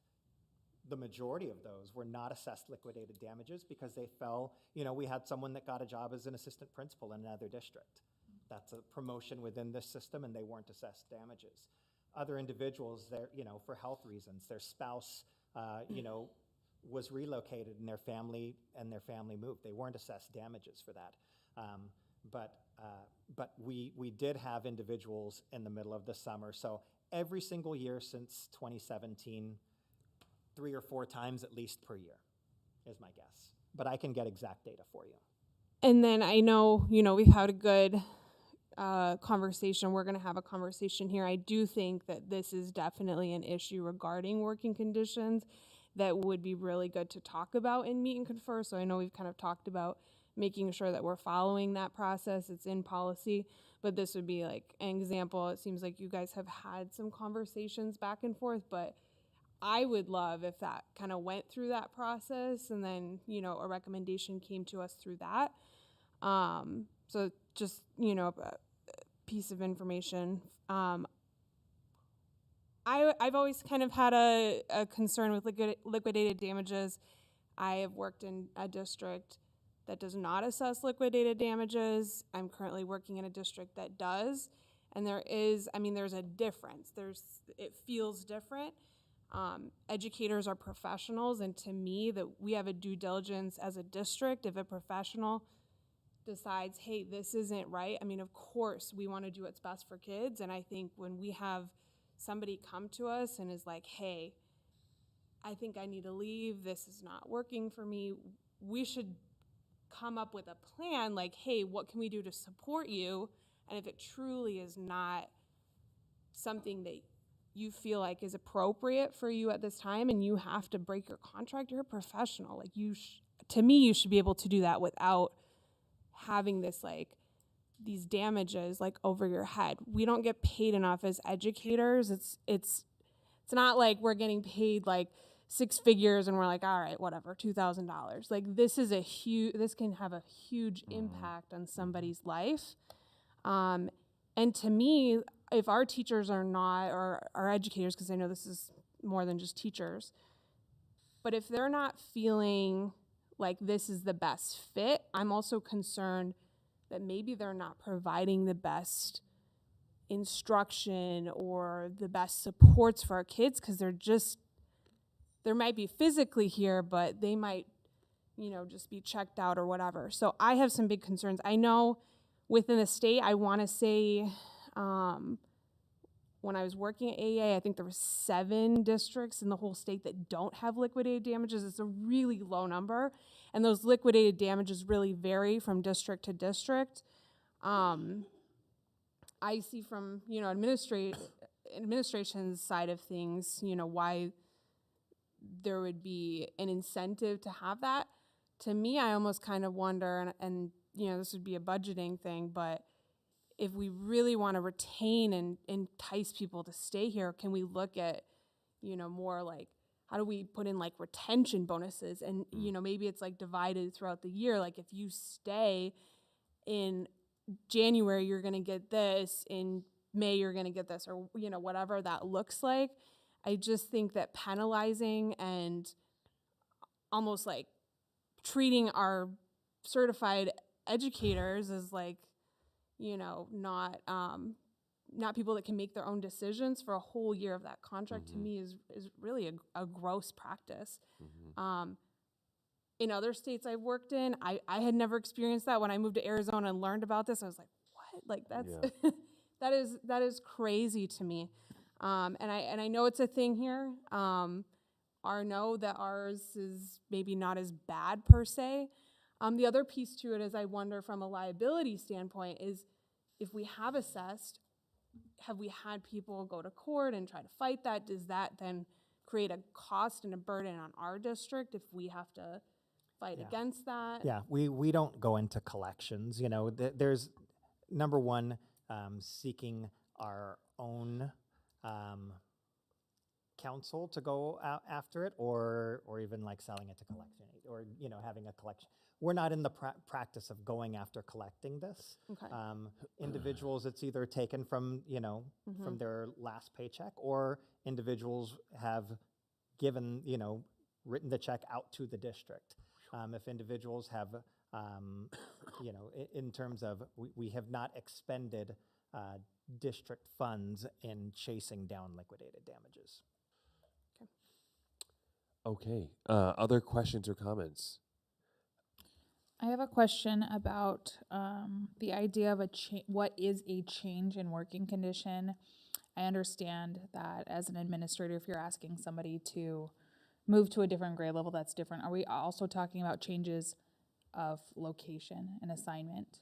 One concern I have with that is we have different start times for different schools, and moving a teacher from school to school may impact greatly their lives, especially our professionals who have children and daycares and schools and things like that. So what defines a change in working condition? Yeah, and you know that's not something that I brought forward, but I can definitely speak to that. The change in location is not something that is done often. However, after the 10th day, and you'll get to experience this, in the next school year. Really, the only time that change in location as is used is after the 10th day of school, when we look at where our enrollment sits and having a balance, within our district of, if there's been more students at, smaller enrollment at one school than another, maybe we've had a huge growth at one school as compared to others, we may need to move some teachers. And we actually did have to do that this year with a couple teachers, and they did have to change locations.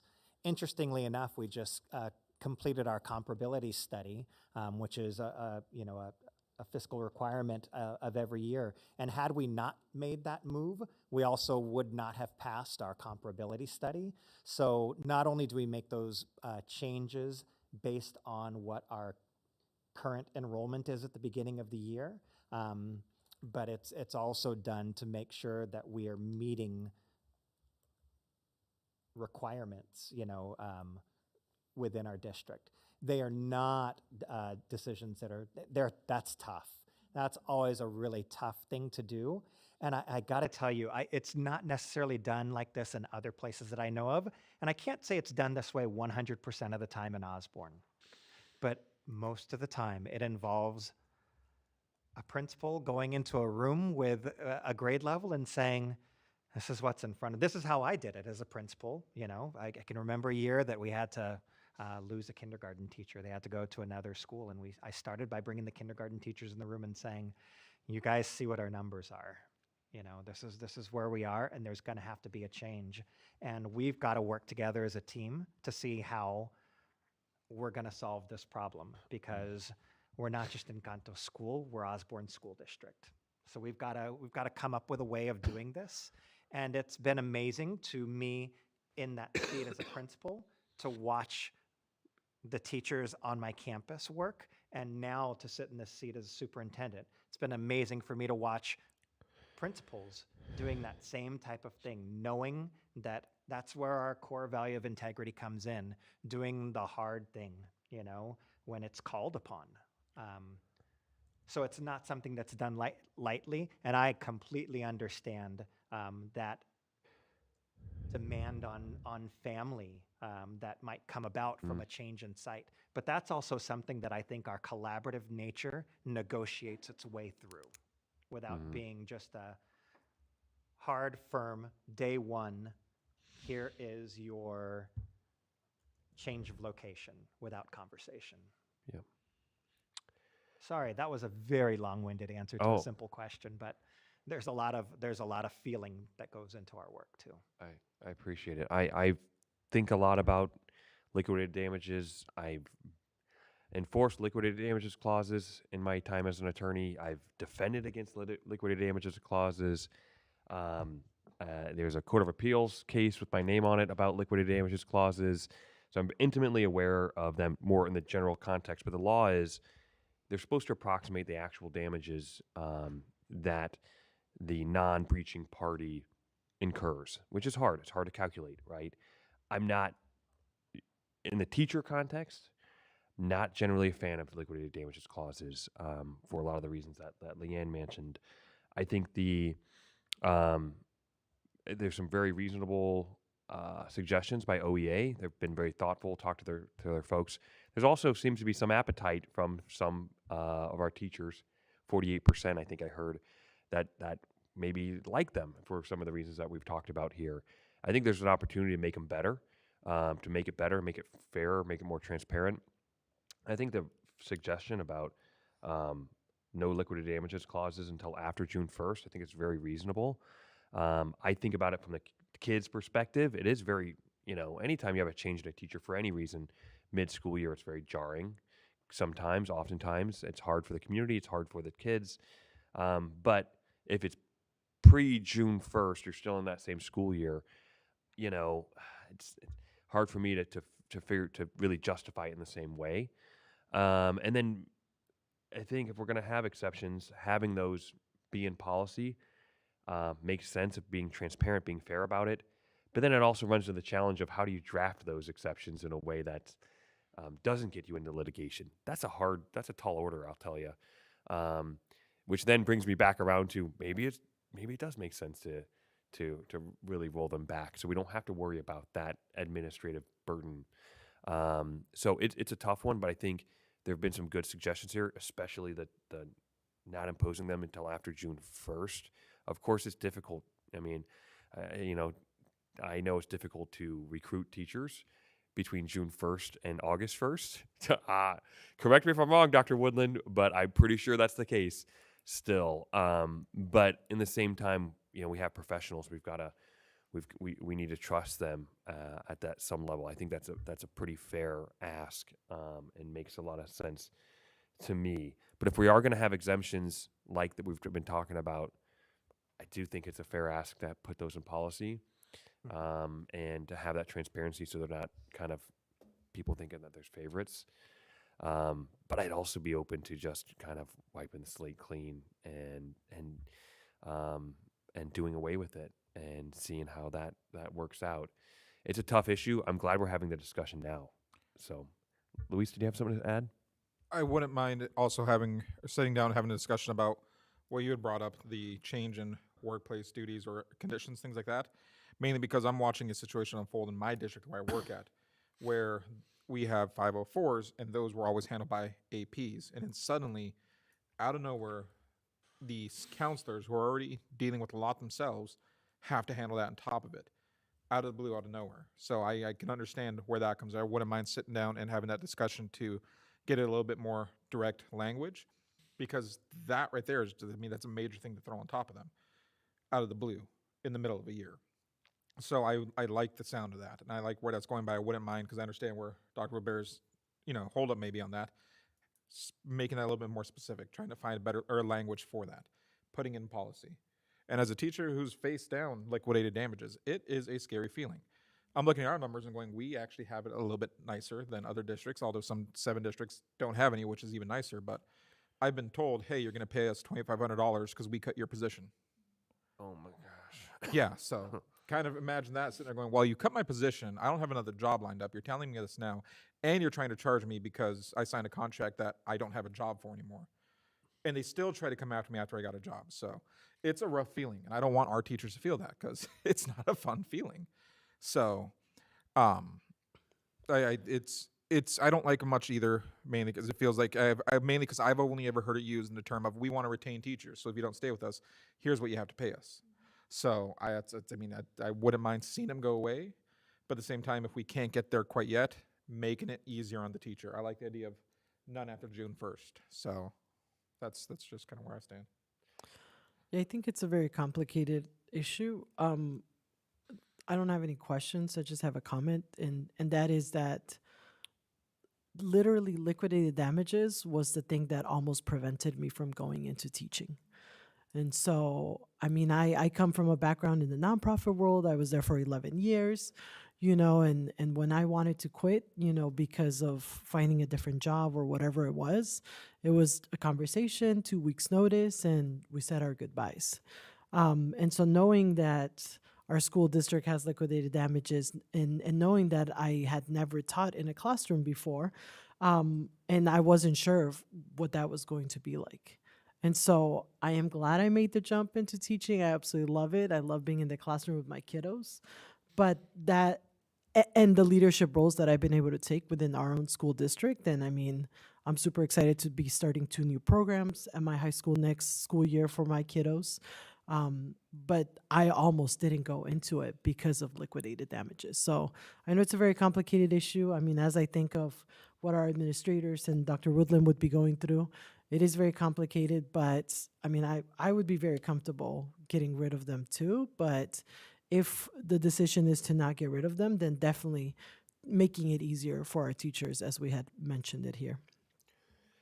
And one idea, I'm just tossing. This is discussion, so I'm gonna throw ideas out there, just based on what you said, Violetta, about giving notice. I mean, one idea is, hey, if you give notice, I mean, of course, we all get worried about the kind of concern, which I don't think is happening, but the hypothetical of somebody says, after gets frustrated, I'm out. I'm not showing up to school tomorrow. I'm out. And that probably has happened once or twice. And it's really jarring for kids. It's really jarring for the community. It's really jarring for parents. I've talked to parents in that situation. Maybe not quite as jarring, but maybe an idea is if you give notice, and you're not fitting into one of these exceptions that we talked about, that Dr. Robert talked about, and if you give 60 days notice, then those liquidated damages don't apply. 60 days, as an example, it gives us some time to plan, to transition, to prepare the kids, prepare the community. So I throw that out there as an idea, just food for thought. I mean, also the more notice you give, presumably the less damage it is, and hardship it is for us. So it could be a way of, getting rid of liquidated damages if you give appropriate notice. Yeah, and this isn't an action item, and when it is brought forward as an action item, there will be some negotiation as to what the language looks like. But a couple parting things that I need to say before I forget them. Yes. So capture them so that I can remember them later. Yes. I think this is a very privileged job that we get. There aren't many jobs that you make a time specific consideration when you say yes to it. Mhm.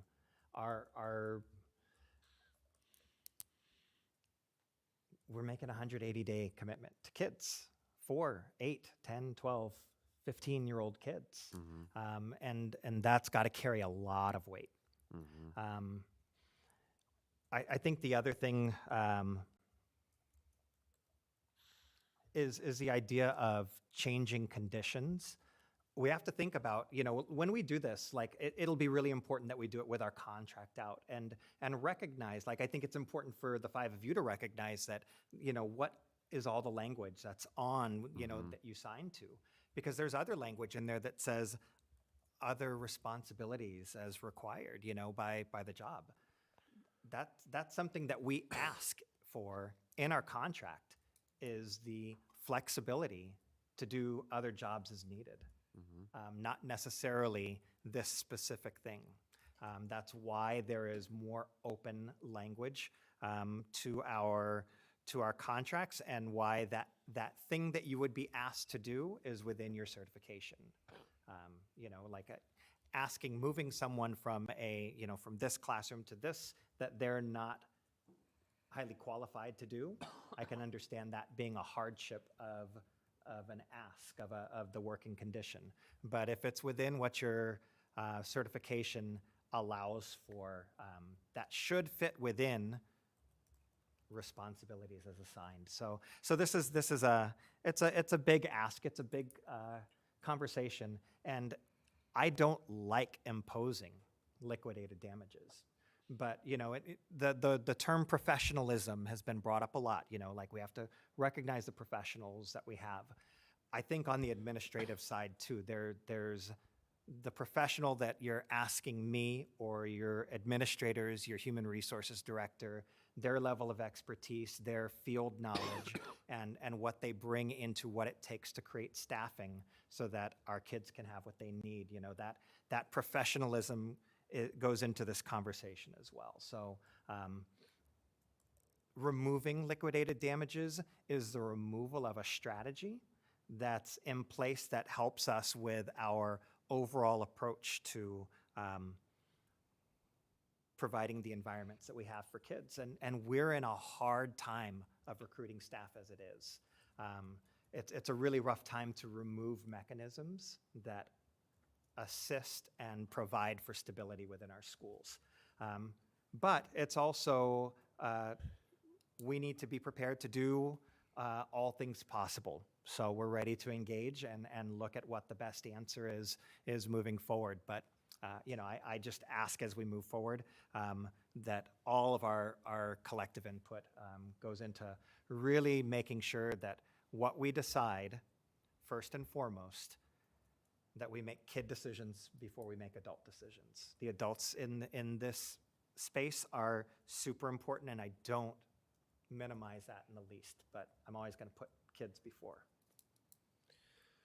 Okay, thank you so much. It was a wonderful discussion. I'm really glad we had it and look forward to continuing the discussion as we move closer to issuance of contracts in the coming year. And thank you to our friends at OEA for your wonderful comments. We look forward to working with you guys. Do we know when we'll come back to this conversation? Do we have kind of a timeline? It needs to basically come back to you by January, quite frankly, because we're going to be looking at, our contracts are sitting with our attorneys right now. So if there's going to be change to contracts, we need time to get that back to council to be able to provide to human resources and, our operations division as we look forward to issuance of contracts for the next year. Could we, I don't know if it's possible in the short amount of time, but maybe get data from those school districts that don't have liquidated damages just to compare? We'll do our best. Yeah. I think at least I've heard a lot of desire to at a minimum, make some significant changes or meaningful changes, maybe is a better word for it. So, I'll be talking with Dr. Robert about that and making sure we're staying on track with all of our contract issuances but do so in a way that we look at how we can build a consensus, as we always try to do, for contract issuance. So I hear you. I hear everybody's thoughts and concerns, and OEA certainly as well. And we'll keep on track to make sure we're issuing them. I know last year was a really big push to get the issuance out in a very timely, or if not early manner, which gave us some strategic advantages. I appreciate that. We want to do that again. And so I will be leaning into this to make sure we hit those deadlines. No winter break. No winter break. I'm not going. Gotta work on through. I already took my trip this year, so we're good. Okay, moving on. Board development, our discussion of culturally responsive teaching and the brain, chapters 3 and 4. And I know this was on our agenda last month. I was gone. I was actually in Puerto Rico visiting family, and appreciate Luis taking over and running the meeting and kicking this to this meeting so I could participate in the discussion, as well as our newest board member who had quite a bit of reading to do in the last couple of days, but it looks like it's tabbed and highlighted, and she did it. I am not surprised. So she didn't even wait for me to give her the copy. She went out and got her own copy of this book to be ready for tonight. So that's right. That's right. And I appreciate the questions here. I'm gonna go ahead and kick this to you, Dr. Robert, to kick off and help us lead the discussion. Oh boy. Well, I think part of that was in providing the questions there. The first one, looking at chapter 3, it says, how do discussions of neuroscience affect how you as a board member thinking about the work you do in supporting Osborne's culturally responsive classrooms? But I'm going to throw a line from the book at you to narrow the conversation down. Page 47, number 1, the first italicized piece there. When we think about all aspects of neuroscience, if you want to go outside of what I'm about to be specific about, you can. But that it says the brain seeks to minimize social threats and maximize opportunities to connect with others in community. You're all teachers. Well, 4 of you. You used to be a teacher. But 4 of you guys are teachers, and you think about this for sure as in your teaching role. Now you've got this other role as a board member. So if you could maybe share some reflections on how that aspect of neuroscience about the brain seeking to minimize social threats and maximize opportunities to connect in community, how does that statement affect your boardsmanship? When I was reading it, I had a hard time separating the being a teacher from being a board member, right? Because I definitely see this in the classroom. Like, I know kids feel comfortable in my classroom, and so there's no social threats. We're laughing, we're having a good time as we're learning, versus the other when they complain to me about other teachers that don't make them feel safe, right? But as a board member, I mean, just thinking about the opportunities that we have, the partnerships, the collaboration that happens with different organizations, and really specifically, what came to mind was these wonderful after school opportunities that we have, right? The wonderful presentation that we had last month from Mr. Perez regarding the fishing program, survival program, I think it was called now. But also, you know, in reading in the reports, the ballet folklorico and the cooking class, like all of these opportunities that the kids get to feel safe within the campus and continue learning, not just, you know, the foundation of, you know, reading and math and those things, but also being able to continue growing and their brain continues developing in ways that they're able to learn the other things easy, you know, more easy. So at least from a board perspective, that's what came to mind, is just the opportunities that we're able to approve here for our students. Yeah, I had a similar thought and kind of more so like in the mornings, you know, of like making sure that the kids, I mean, there's a reason we have breakfast for the kids every day, right? It's free, it's for the kids. It's just get that day started off right. And it really starts even before they walk into the classroom. And I see it, you know, on our campuses, and that our principals and our teachers are out there greeting people. I think about Solano and how we were just over there last week, and how we're focused on making that experience not just when you walk onto the campus, but before you get to the campus, and a pleasurable, a safe experience. And because if the kids are kind of going through a lot just to get to school, and there's a lot that we can't control, but we got to kind of take a broad view of it. And I love, especially thinking a lot about Solano, because we're just over there, how we're looking at, and you know, Teresa's over there, you know, at 6 a.m. in the morning over in the park, doing what she does to make it a safer experience. And we're working and fighting to do that, so that when the kids are getting to school, they're using that part of their brain of they're feeling safe, they're ready to learn, and not being you know, kind of a reaction frazzled mode as best as we can. So I think about that a lot, and there's a lot we can do to kind of put them in that mindset. There's a lot that we already are doing as well. Other thoughts on the first Sure. question? Yeah. Rhiannon. When I was doing my administrative program, I think the thing that was the light bulb moment for me was that school safety is the most important thing. School safety comes before anything else. And now that we understand the brain more, and we talk about the neuroscience of brain development and how it impacts how we grow up and who we are, that we also need to make sure that our students are emotionally safe, right? They need to be physically safe, and then they need to be emotionally safe as well. And the line that stuck out to me was maximize opportunities to connect with others in the community. And I know that as high school teachers, a lot of us see maybe in our classrooms, kids don't want to work with each other, right? You know, we're doing group work and it's, oh man, but those kids really need connections, right?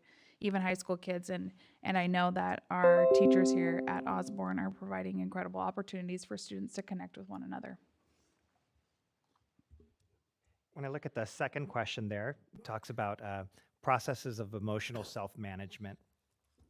One thing that is a great source of pride for me, and I think for all of us in this community, is the way this board conducts itself. Mm-hmm. Unlike, well, no, I won't speak to what anyone else is. I'll just talk about who we are. And we're a board that operates very well, and we have big conversations, and we're not afraid of them. Yeah. But they're conversations that aren't necessarily easy, things that we have to say that may be difficult to say and may be difficult to hear. Yeah.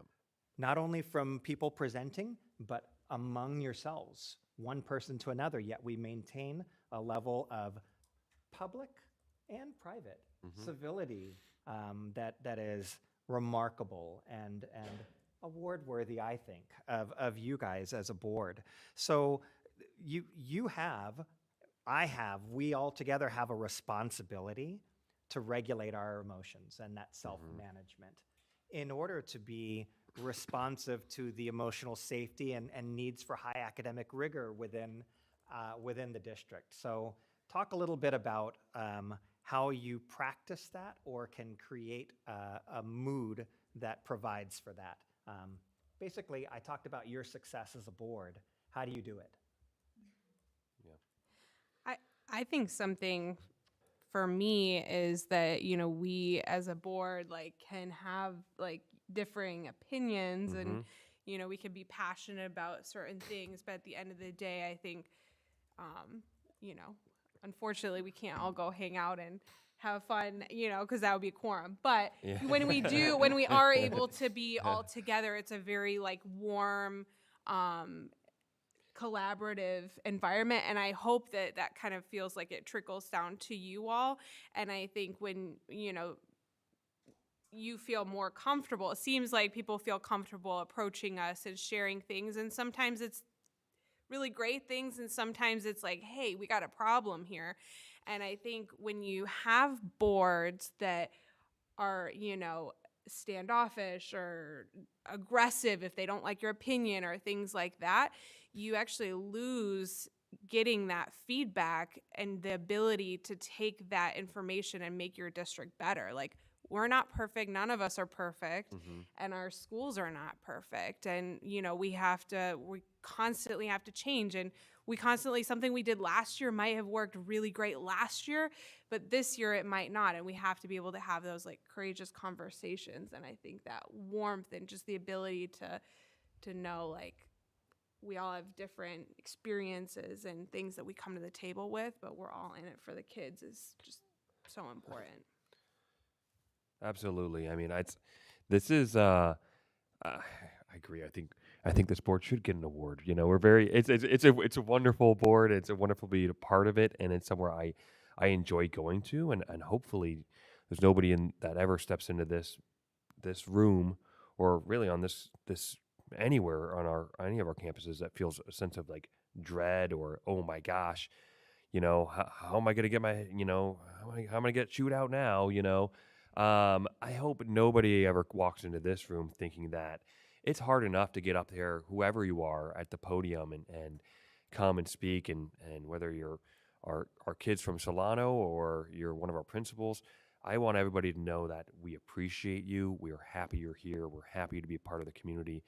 And I do think that hopefully that message has gotten out there, because it's hard enough to do your day job, or for our kids to go to school all day. And the last thing I want is somebody to feel a sense of, you know, dread of having to come here before this board. It is, whether we always agree all the time, whether we ask hard questions, that's what's wonderful, but we're going to be civil, we're going to be respectful, we're going to be professional, because that's who Osborne is. And so as long as I've been on the board, that's what we've always done. And so, and I want, you know, if there's a moment that we're not living up to that, I hope that Dr. Robert or other folks in our staff say, you know what, hey, you know, we could have done that in a better way, you know, because there is always room for improvement. As much as I like to pat each other on the back, and I think there's a place for that, there's also room for improvement. And I know for me personally, reading this book, and I'm like, oh, you're right, slow down. Sometimes you do have to slow things down, and slow down, and that has better problem solving. I'm too often kind of looking for positive change as quickly as possible because I want that. But I have to remember, sometimes slow it down. You use that part of your brain where you're reflecting, you're looking at what your personal or implicit biases might be, and that comes to a better decision at that point. And that's kind of what I took out of that. I also feel like it's almost embedded into our board culture to just be level-minded and have that emotional self-management. I know one of my good friends came to visit one of our board meetings as part of her homework for a fellowship. She needed to visit 2 board meetings.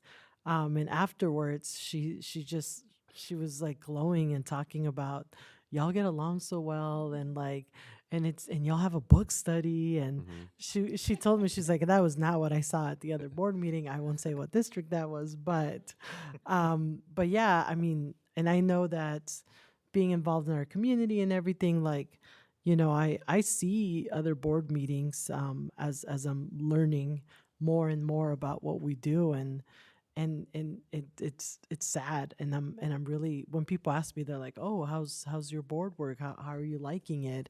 And I'm like, it's amazing. Like, obviously there's 5 of us. We all come from different backgrounds, different experiences, but like Leanne said, like, we're here for the students. We want the best for them, and we want our district to continue shining the way it has. So I think that makes it really easy to process that emotional self-management.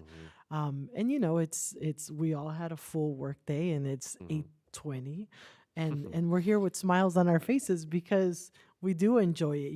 It's not a burden at the end of the day. Agreed. Agreed. Yeah.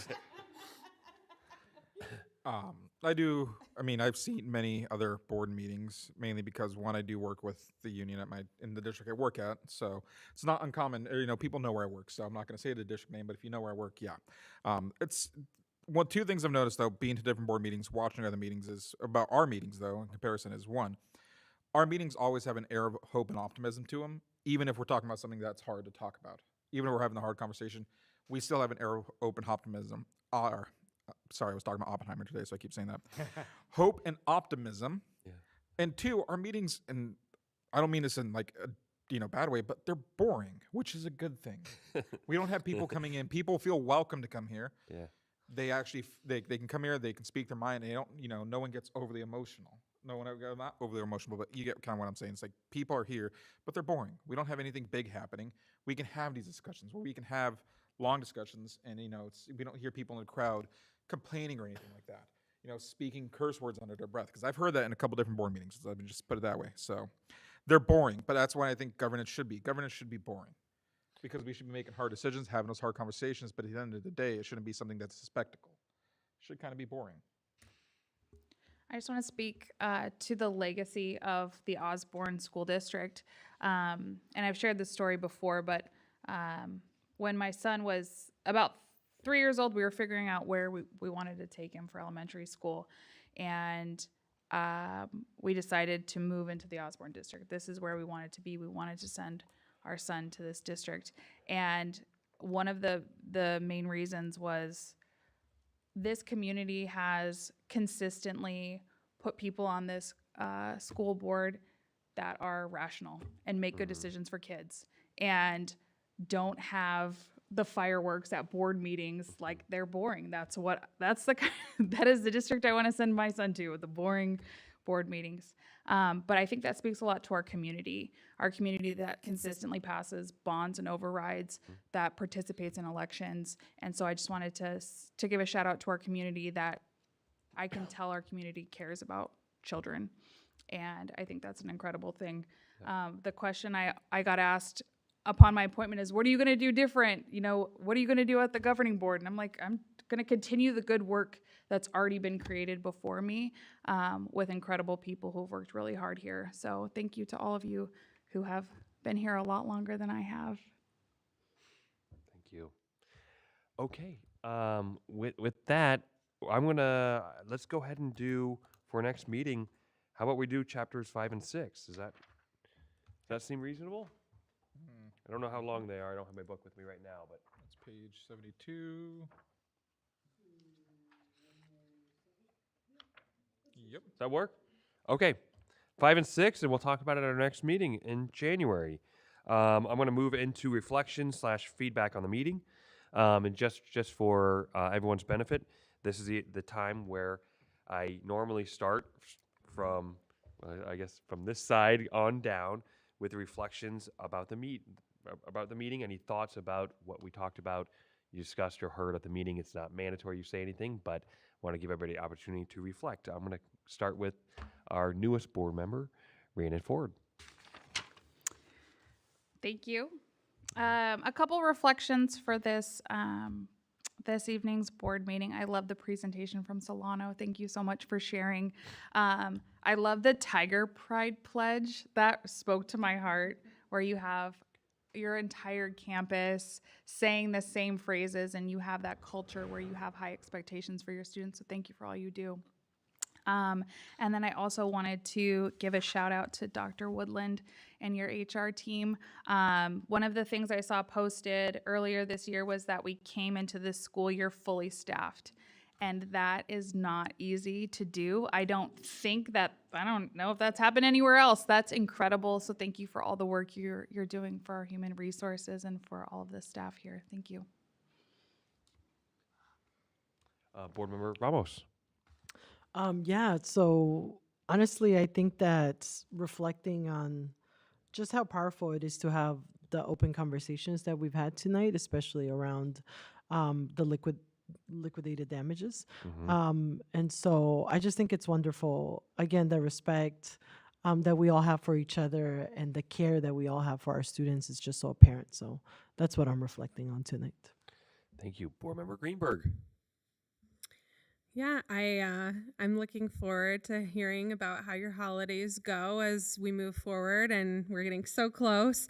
I do think, based on hearing the reflections and my experience so far as almost a year on this board, I think because we have such a kind, welcoming community, I think it allows for you all to have the flexibility to try new things and really feel comfortable doing things and if it's okay if you fail at something, that's how we learn, right?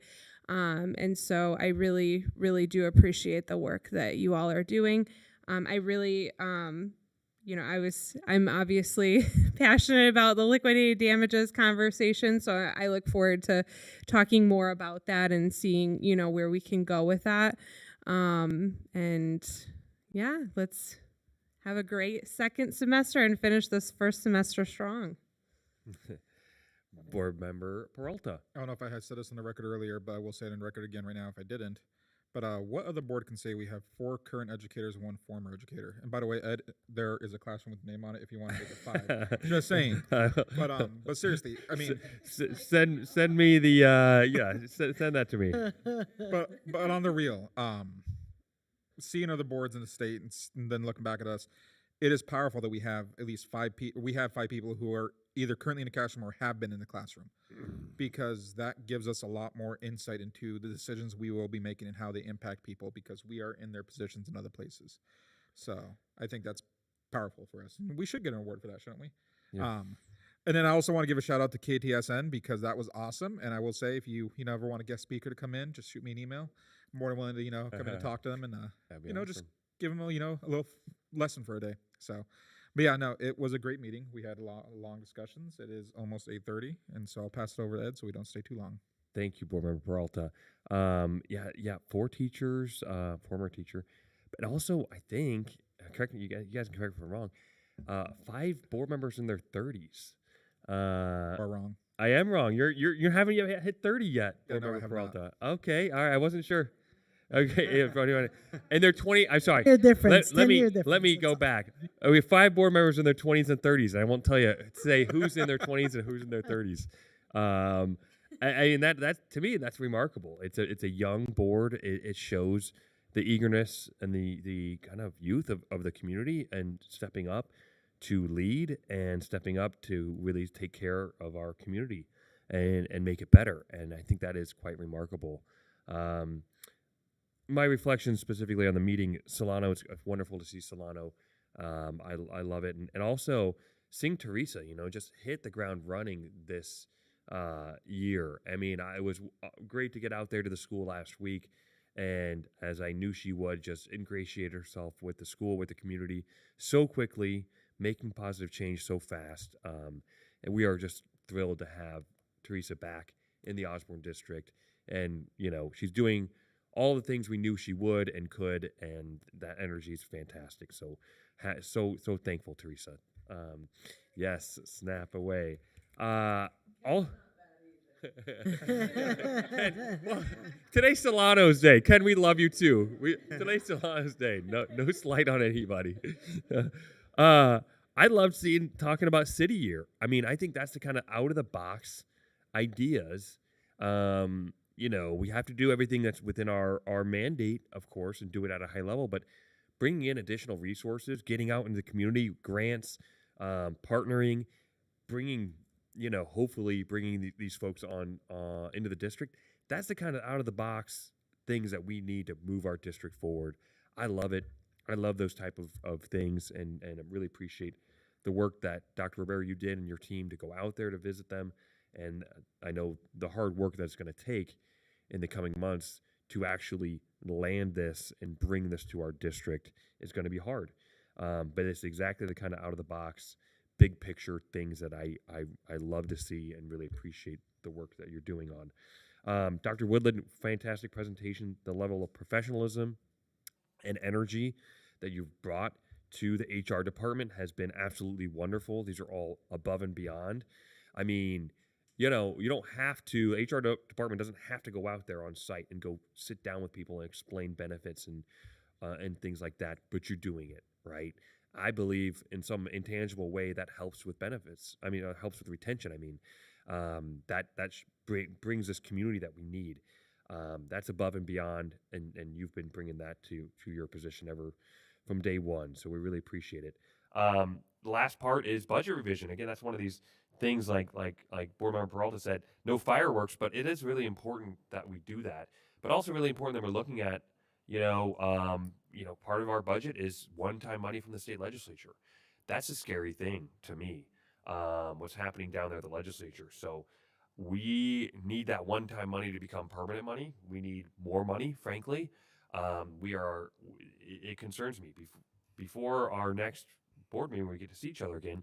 The legislature, I believe, will have opened up their session.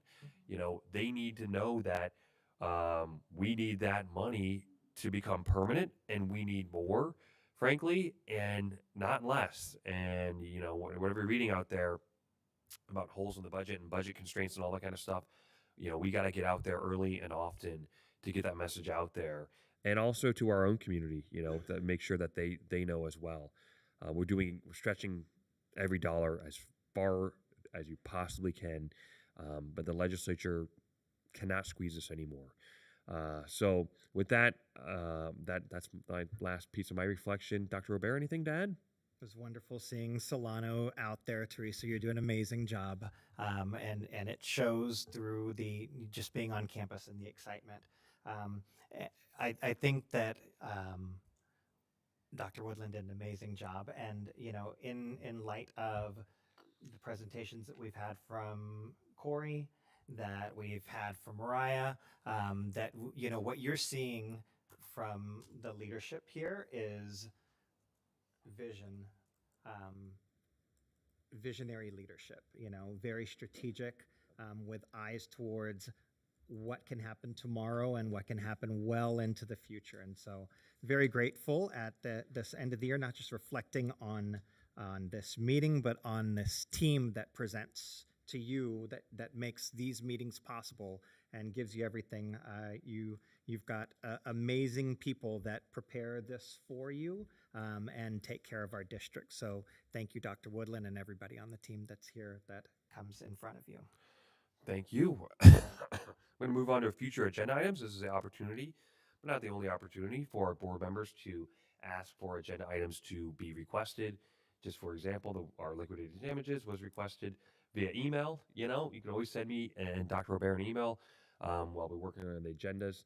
But this is a great opportunity to ask for future agenda items. I'll start again with board member Rhiannon Ford. Any future, you don't have to. I just want to give the opportunity. Any future agenda items? I don't have anything today. Okay. Thank you. Board member Ramos. So I know I just don't want to forget this. It's not quite an agenda item, but I know next month we'll be looking at the calendar for the whole year. And I just wanted to request that our work study meetings not be on the first Thursday of the month, because that's when I'm supposed to be at school for my IL meetings. So there's been a lot of running around for me. So if that's my request for the calendar.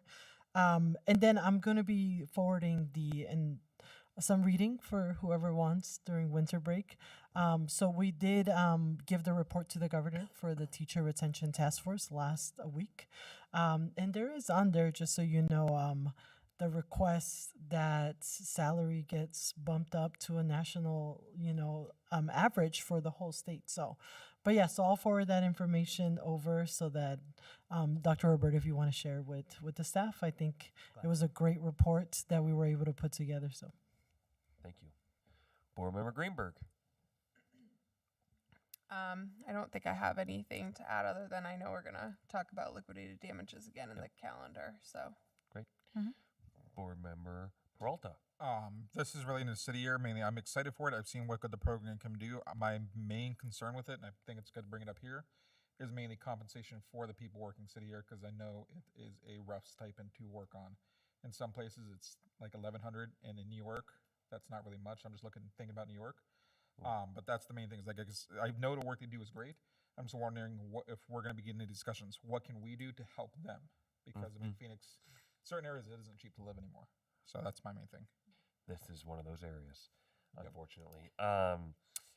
Nothing for me. And with that, I call this meeting to a close. We are adjourned. Thank you so much. I always like to use the gavel.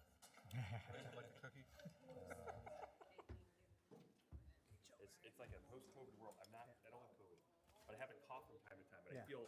Oh, I know. feel We're never embarrassed gonna. about it. You know what It's I mean? gonna take us 10, 15 years before I we know. I'm like sneeze without feeling I did ashamed take for a test. sneezing. I took a test. I like this. It's just you.